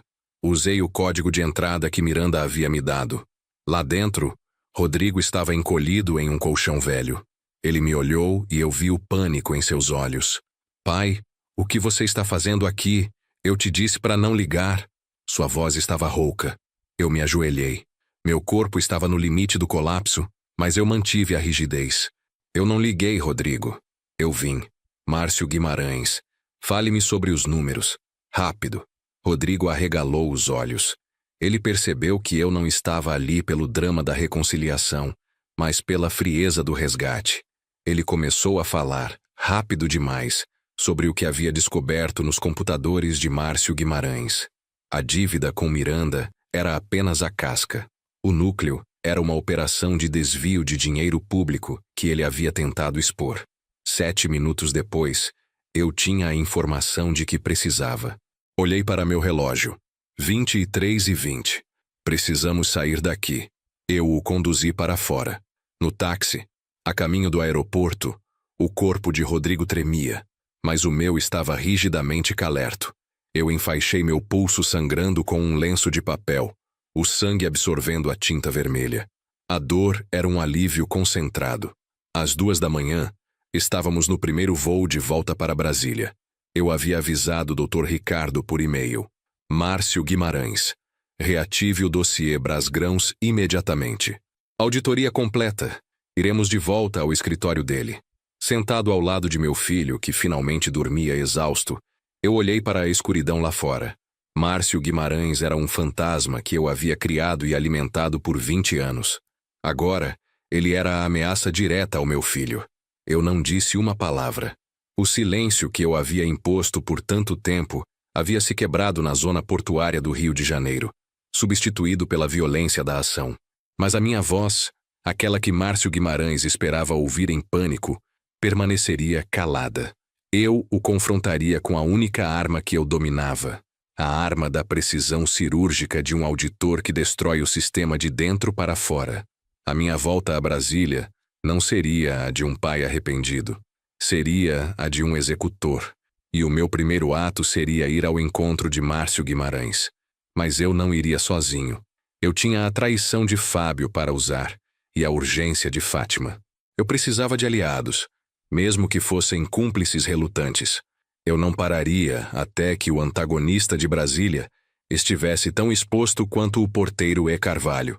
E eu sabia que o confronto final aconteceria no lugar que eu mais amava e odiava.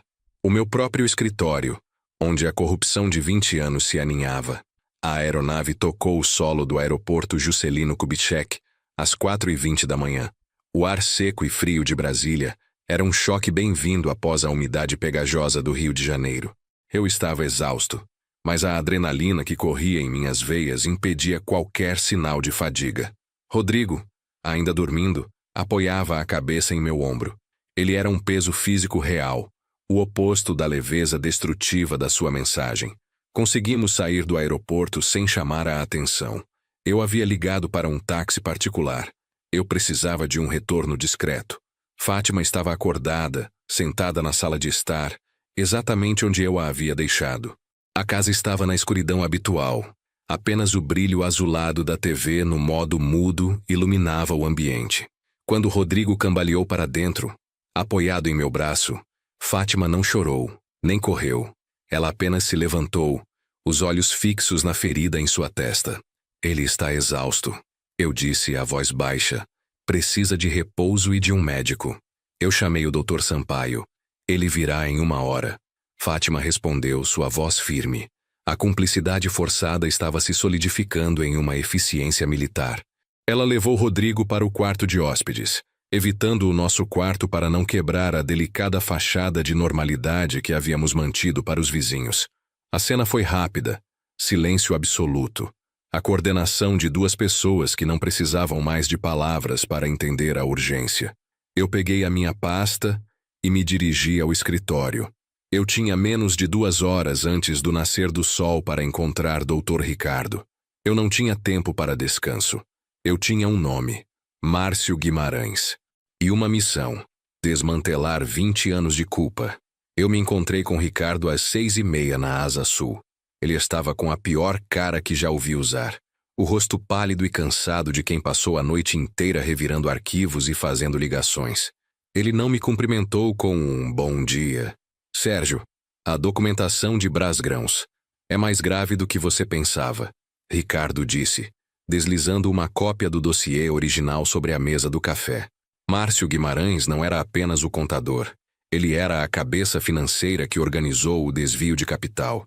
E o escritório dele, a consultoria Asa Alfa, é apenas a antiga Brasgrãos com uma pintura nova. Eu sei. Rodrigo me confirmou a localização e a natureza do esquema. Ele descobriu que a dívida com Miranda era uma armação para me afastar, permitindo que Guimarães cobrisse o rastro de 20 anos de corrupção. O cansaço dele era medo de me expor ao perigo. E você? Você o confrontará? Eu olhei para o meu café. Estava quente demais. Não com emoção, com números. Eu vou fazer o que eu deveria ter feito 20 anos atrás. Eu vou auditá-lo até a falência e a prisão. O plano foi traçado com a precisão de um cirurgião. Ricardo, como advogado, conseguiria um mandado de busca e apreensão limitado e sob falso pretexto, alegando um desvio antigo de R$1.200.000 que eu já havia detectado meses antes em outra auditoria. Era a cortina de fumaça perfeita. Eu teria acesso aos servidores dele por 24 horas, tempo suficiente para encontrar a prova final. Eu estava no escritório da consultoria Asa Alfa às 10 da manhã. O cheiro de café novo e de carpete limpo era familiar. Era o mesmo cheiro de 20 anos atrás. Márcio Guimarães era um homem na faixa dos 60 anos, com um sorriso largo demais para ser genuíno. Ele me recebeu no saguão com uma cordialidade exagerada. Sérgio, que surpresa agradável! Dr. Ricardo me ligou. Um pequeno problema com a nossa auditoria de grãos. Entendo a urgência. Márcio, nós temos um problema que não é pequeno. É um problema de 20 anos. Eu disse, ignorando a mão estendida dele. Guimarães empalideceu. Ele sabia que eu estava falando sobre a Brasgrãos.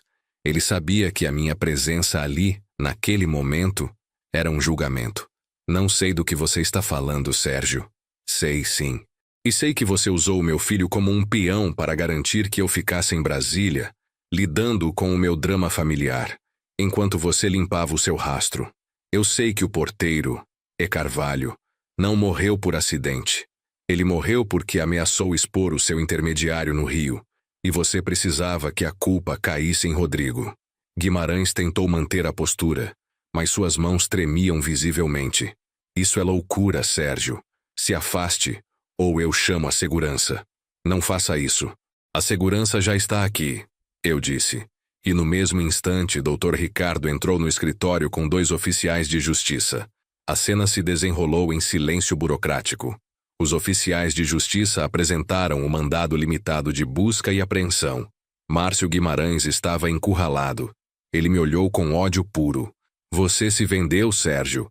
Você podia ter sido grande. E você se corrompeu. Eu farei a auditoria agora, Márcio. E eu encontrarei o elo. Passei as próximas 12 horas imerso nos servidores da consultoria Asa Alfa. Márcio Guimarães estava sentado em uma cadeira no canto, observando a sua vida desmoronar em tempo real, incapaz de impedir a minha precisão. Às 22 horas, eu encontrei, escondido sob 4 níveis de criptografia, um arquivo chamado Reserva S. O S Era de Sérgio. Guimarães havia mantido uma cópia de todos os documentos que me incriminavam por ter me vendido 20 anos atrás uma apólice de seguro contra a minha ambição. E dentro daquele arquivo estava a prova que eu precisava. A transferência final de R$1 milhão, feita há 3 meses, para uma conta na Suíça, rastreável até o próprio Guimarães e marcada com uma referência clara ao esquema de desvio de verbas públicas de Brasília.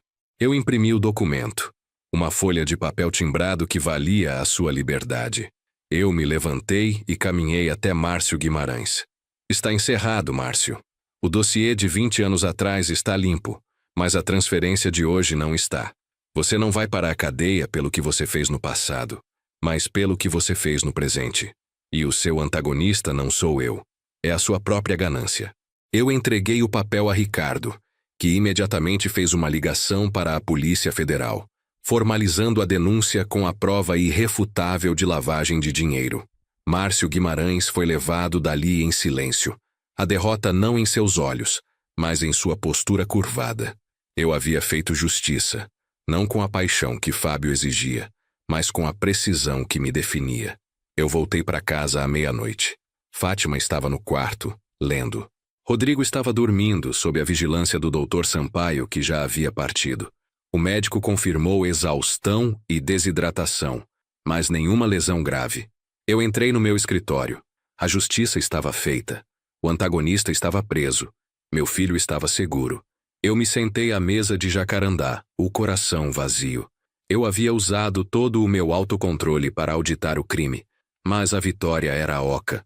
Olhei para o celular que jazia de bruços na mesinha. Eu o virei. A tela se acendeu e eu procurei a mensagem de Rodrigo. Ela estava lá, no topo da lista, intacta. Não me ligue nunca mais. Estou cansado de você. Eu li as palavras. Li e reli. Elas eram agora uma mentira, uma cortina de fumaça, um pedido de socorro mal escrito. Eu sabia disso, mas por algum motivo que a minha mente lógica se recusava a processar, o cansaço dele ainda ressoava. O silêncio do meu escritório, que antes era meu santuário, tornou-se meu cárcere. Eu me virei para a pilha de documentos que eu havia negligenciado por 48 horas. O trabalho que deveria ter sido meu refúgio agora parecia inútil. Eu me senti paralisado. Meu corpo estava exausto pelas 36 horas sem dormir, mas minha mente estava presa no loop da rejeição inicial. Eu havia resolvido o crime, mas não a ferida. Eu passei as horas seguintes olhando para a tela do celular. Eu não conseguia trabalhar, não conseguia dormir. Eu estava no meu auge profissional, mas em colapso pessoal. A minha precisão cirúrgica havia se transformado em indecisão. Eu não sabia qual era o meu próximo movimento. A única coisa que se movia era o meu polegar, que subia e descia, relendo as 10 palavras. Não me ligue nunca mais, estou cansado de você. Às 4 da manhã, a luz do sol começava a se insinuar pela janela. Eu peguei o telefone, não para ligar para Fábio ou Fátima. Eu abri a minha agenda de contatos e procurei o número de Dr. Sampaio. Eu precisava de uma avaliação. Não sobre o estado de Rodrigo, mas sobre o meu. Eu precisava saber o que havia de errado com a minha precisão, com a minha indiferença. Eu estava cansado, não de Márcio Guimarães, mas do meu próprio silêncio. Eu disquei o número do Dr. Sampaio e parei. A confissão de fraqueza seria um custo que eu não estava pronto para pagar. Eu desliguei, antes que o primeiro toque se completasse. Em vez disso, peguei o paletó que ainda estava jogado sobre a cadeira, com a mancha de sangue seco no pulso. Eu precisava de ar. Eu precisava sair de Brasília. Eu precisava enfrentar a única pessoa que ainda restava na minha lista de auditoria, o meu irmão.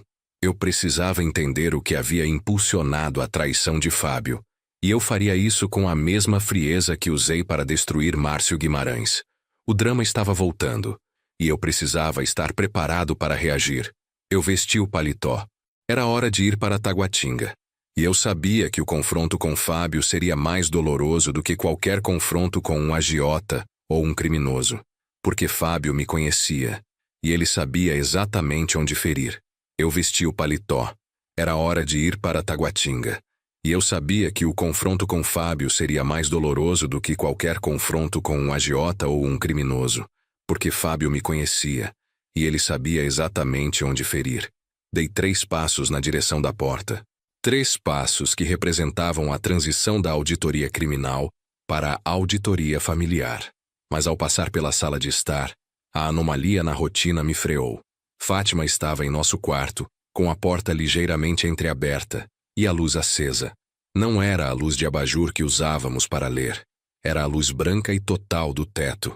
O ruído suave de tecidos dobrados chegava até mim. Não era o som de quem arruma a casa. Era o som de quem desmantela uma vida. Eu entrei. A cena era organizada com a precisão que eu dedicava aos meus extratos bancários. Fátima não estava chorando nem rasgando roupas. Estava dobrando metodicamente suéteres e camisas, empilhando-os dentro de uma mala de rodinhas que ficava, por convenção, guardada no alto do closet. A mala estava quase cheia. Eu não disse uma palavra, mas o silêncio que eu havia imposto por 72 horas havia se tornado, naquele momento, um intruso. Fátima parou, o tecido de uma blusa cinza entre seus dedos. Ela não virou para me encarar. Manteve os olhos fixos na costura, como se estivesse auditando a qualidade do algodão. Márcio Guimarães está preso, ela disse, a voz monótona, sem inflexão, como se estivesse lendo um obituário. Rodrigo está seguro. Os números estão em ordem. Sim, consegui responder, um murmúrio áspero que me custou um esforço físico. Ótimo. Você venceu. Você salvou o nosso filho. Você destruiu o antagonista de Brasília. Você provou que a sua metodologia funciona. Ela finalmente se virou. O rosto de Fátima estava limpo de lágrimas, mas seus olhos estavam saturados de uma resignação que doía mais do que a raiva. Mas o que sobrou, Sérgio, não serve para mim.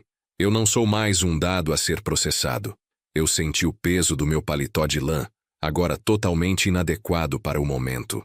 A rigidez voltava, o meu corpo tentando criar a barreira de defesa que me havia servido tão bem contra o perigo externo. O que você está fazendo, Fátima? Eu estou saindo do vácuo.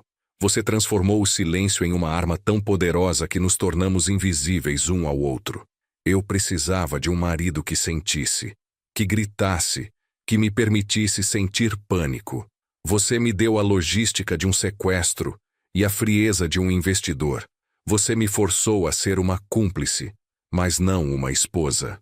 Ela caminhou até a beirada da cama onde eu havia acabado de dobrar a fronha. Sua postura era de quem havia feito uma auditoria final e inegável em nosso casamento. Eu não posso mais viver aqui, nem você. Esta casa na Asa Sul é apenas um cofre de lembranças, onde a emoção é o item mais perigoso a ser guardado. Eu me aproximei. A dor no meu pulso, que eu havia enfaixado mal e porcamente, começou a pulsar com uma intensidade lancinante. O sangue coagulado sob o lenço era a única prova tangível de que eu havia lutado, de que eu havia sentido o risco. Fátima, eu fiz o que era necessário. Você sabe o risco que corremos. O risco de perdermos o nosso filho foi menor do que o risco de você quebrar o seu código de silêncio, Sérgio. E eu não aguento mais a sua precisão.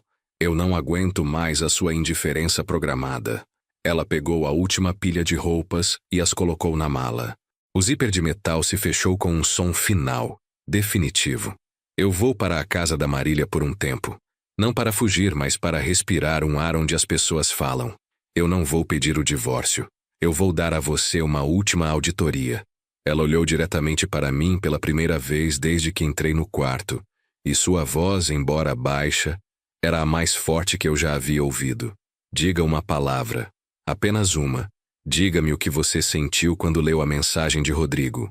Diga-me que você teve medo de perder-me enquanto estava no Rio. Diga-me que você tem medo da solidão. Diga a palavra medo, e eu desfaço a mala agora mesmo. Era o ultimato que eu temia desde a noite em que o celular brilhou com a mensagem de Rodrigo. O drama que Fábio exigia, o confronto que Fátima merecia, e a oportunidade de resgate da minha própria humanidade. Eu olhei para ela. O rosto dela estava à minha frente, esperando. O medo da perda era um buraco frio em meu estômago, muito mais profundo do que a incerteza do bar do trovão. Eu sabia a palavra que eu deveria dizer. Abri a boca. A dor no meu pulso agiu como um lembrete vívido e pontual de que o meu corpo estava reagindo. Eu senti a garganta secar, os músculos da laringe se contraírem. O ar entrou e saiu, mas não houve som. Tentei novamente. Forcei o diafragma, tentando empurrar o ar pelos pulmões. Eu queria que o som saísse, que a palavra medo se materializasse, provando que eu não era uma máquina. Eu estava prestes a perder 27 anos de convivência pela minha incapacidade de verbalizar uma emoção básica. Meu rosto se contorceu de esforço. As veias saltaram no meu pescoço. O ar vibrou na minha boca, mas o ruído que saiu foi apenas um chiado rouco e inarticulado. Um som de atrito. O lamento de um sistema que falhava. A paralisia que eu havia cultivado como estratégia havia se tornado uma condição irreversível. Eu não podia mais falar. O silêncio havia me conquistado. Fátima observou a minha agonia. Ela viu o esforço, o tremor das minhas mãos, a frustração nos meus olhos. Ela não viu maldade ou indiferença. Ela viu a falência total.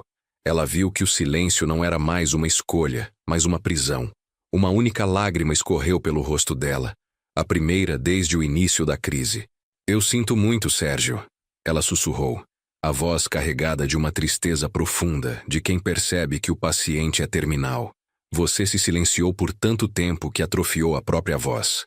Ela pegou a mala, que pesava menos de 10 quilos, e a arrastou levemente em direção à porta. Ela parou ao lado do armário, pegou a minha carteira de couro e retirou um maço de notas de R$ 100, que eu havia reabastecido para o confronto com Márcio Guimarães. "Eu não preciso do seu dinheiro. Mas você vai precisar disso. Pelo jeito, o único jeito de você se comunicar agora é com a burocracia." Ela saiu. O som das rodinhas da mala no piso de madeira era o único som na casa. Um ritmo lento e implacável de partida. Eu permaneci ali, imóvel, meu paletó pesado sobre os ombros. O homem que não conseguia sequer gritar em desespero. Eu tinha derrotado a corrupção de Brasília, mas fui destruído pela minha própria vitória. Eu não iria para Taguatinga confrontar Fábio. Eu estava sozinho em uma casa vazia, sem a capacidade de pedir perdão, ou sequer de chorar. Olhei para o celular. A mensagem de Rodrigo. O cansaço dele era uma mentira necessária. O meu silêncio, uma verdade brutal. Eu ainda tinha uma auditoria a fazer. A auditoria da minha própria alma. Mas eu sabia que, sem a voz, eu teria que encontrar um novo método de comunicação, um que fosse além dos números. O clímax do meu controle havia chegado, e o preço era a mudez. Eu me ajoelhei no carpete, o corpo finalmente cedendo ao peso das 72 horas. Eu ainda não conseguia falar, mas meus dedos, que tanto haviam tamborilado em ansiedade, agora buscavam o teclado do meu celular. Eu não podia ligar para Fátima, mas eu podia escrever. E a primeira pessoa que eu precisava alcançar não era Fábio, era Rodrigo. Eu precisava saber se ele pelo menos entenderia o que restava do seu pai. Eu me ajoelhei no carpete, o corpo finalmente cedendo ao peso das 72 horas. Eu ainda não conseguia falar, mas meus dedos, que tanto haviam tamborilado em ansiedade, agora buscavam o teclado do meu celular. Eu não podia ligar para Fátima, mas eu podia escrever. E a primeira pessoa que eu precisava alcançar não era Fábio, era Rodrigo. Eu precisava saber se ele, pelo menos, entenderia o que restava do seu pai. O silêncio na casa era tão vasto que eu podia ouvir o zumbido fraco da geladeira na cozinha. A luz da manhã de Brasília, fria e branca, entrava pelas janelas do closet, iluminando o espaço vazio onde a mala de Fátima estivera. Eu estava sozinho, paralisado e mudo, mas com a ponta dos dedos totalmente funcionais. Abri o aplicativo de mensagens onde a bomba de Rodrigo jazia intocada há 3 dias. Lia novamente. "Não me ligue nunca mais. Estou cansado de você." Em vez de responder, abri um novo bloco de notas. Não era uma mensagem a ser enviada, mas uma carta a ser vomitada. Eu precisava despejar a auditoria da minha alma em um documento, o único meio de comunicação que ainda me restava. Comecei a escrever. "Rodrigo, o seu cansaço não foi um grito de dor, mas um código. Entendi os números. Eu entendi o perigo. E por isso agi com a única ferramenta que eu domino: a precisão e o silêncio. Eu não podia ligar. Não era uma questão de respeito à sua vontade. Era uma questão de segurança. Se eu tivesse me desesperado, se eu tivesse te procurado com o drama que sua mãe e Fábio exigiam, Márcio Guimarães teria usado isso para me enquadrar. Sua dívida de 30 mil reais não era o problema. O problema era o antagonista que eu havia criado 20 anos atrás. A ponta dos meus dedos queimava sobre a tela. Eu não usava abreviações, nem gírias. Era uma prosa formal, detalhada, como um relatório fiscal. Eu escrevia não para convencer, mas para documentar o meu próprio sacrifício. A minha indiferença não era real. Era uma barreira, uma fachada que Brasília me ensinou a usar. Eu estava auditando a sua falência, não como pai, mas como consultor. A transferência de 12 mil reais para C.E. Miranda, o agiota, e o pagamento a E. Carvalho, o porteiro, que agora está morto e por quem pagamos o preço cheio, eram as variáveis que eu precisava isolar para proteger o ativo principal: você. Eu troquei a sua liberdade por 30 mil reais e pela reputação do meu maior inimigo, Márcio Guimarães. Ele está preso. Você está seguro. Continuei, escrevendo sobre a frieza do Rio de Janeiro, o cheiro de óleo no bar do Trovão, a dor calculada que impus ao meu pulso para manter a compostura. A dor, eu percebi, era a minha única linguagem honesta. O preço desse resgate não foi pago em dinheiro, mas em conexão. Eu perdi Fátima esta manhã. Ela exigiu que eu dissesse uma palavra, qualquer palavra, que provasse que eu não era uma máquina. Ela exigiu medo. Eu falhei. O silêncio que eu usei para te proteger se tornou a minha prisão. A minha voz atrofiou. Eu me tornei o fantasma que tanto temia ser. Agora, não sou mais o homem que decide o que falar. Sou o homem que não pode. Eu olhei para o texto, que já se estendia por mais de 4 parágrafos longos, frios e dolorosamente sinceros. Era a confissão de 57 anos de repressão, de uma vida inteira dedicada à ordem e à negação da emoção. A dor de ter perdido Fátima, não por falta de amor, mas por falta de uma sílaba, era infinita. Seu cansaço, no final das contas, era justificado. Você estava cansado do meu silêncio, cansado da minha burocracia. Você estava certo ao me rejeitar. Eu troquei a função de pai pela função de provedor. E o resultado dessa auditoria, Rodrigo, é inegável. A precisão é uma virtude nos negócios, mas na família é uma falência afetiva. Eu resolvi o antagonista de fora, mas o antagonista interno, o meu próprio código, me venceu. Eu cheguei ao fim do rascunho. Eu tinha documentado cada passo, cada sacrifício, cada falha. Era o dossiê mais importante da minha vida. Eu não podia enviá-lo. Enviá-lo seria iniciar o drama que eu havia evitado. Seria procurar a absolvição que eu não merecia. Seria quebrar novamente o silêncio que agora me definia. Eu respirei fundo, meu corpo tremendo levemente. Com o polegar, eu deslizei o bloco de notas para baixo, escondendo-o na lista de rascunhos. Não seria apagado, mas seria arquivado, longe dos olhos de Rodrigo, de Fábio ou de Fátima. O silêncio verbal havia me condenado. O silêncio escrito seria o meu castigo. Eu me levantei do carpete. O paletó ainda estava em minhas mãos, pesado e frio, mas eu não o vesti. Olhei para a vasta e vazia sala de estar. O apartamento na asa sul, que antes parecia um troféu de controle, agora parecia um mausoléu. O auditor havia cumprido sua tarefa, e agora restava apenas o homem, que, sem voz e sem esposa, precisava reaprender a viver no vácuo que ele mesmo havia criado. Eu não disse uma palavra, nem mesmo um murmúrio de adeus. Se essa história tocou você de alguma forma, deixe um comentário aqui embaixo. Quero muito saber o que você teria feito no lugar do Sérgio. E se puder, compartilhe este vídeo com alguém que precisa ouvir isso hoje. Obrigado por assistir. E que Deus abençoe seu caminho.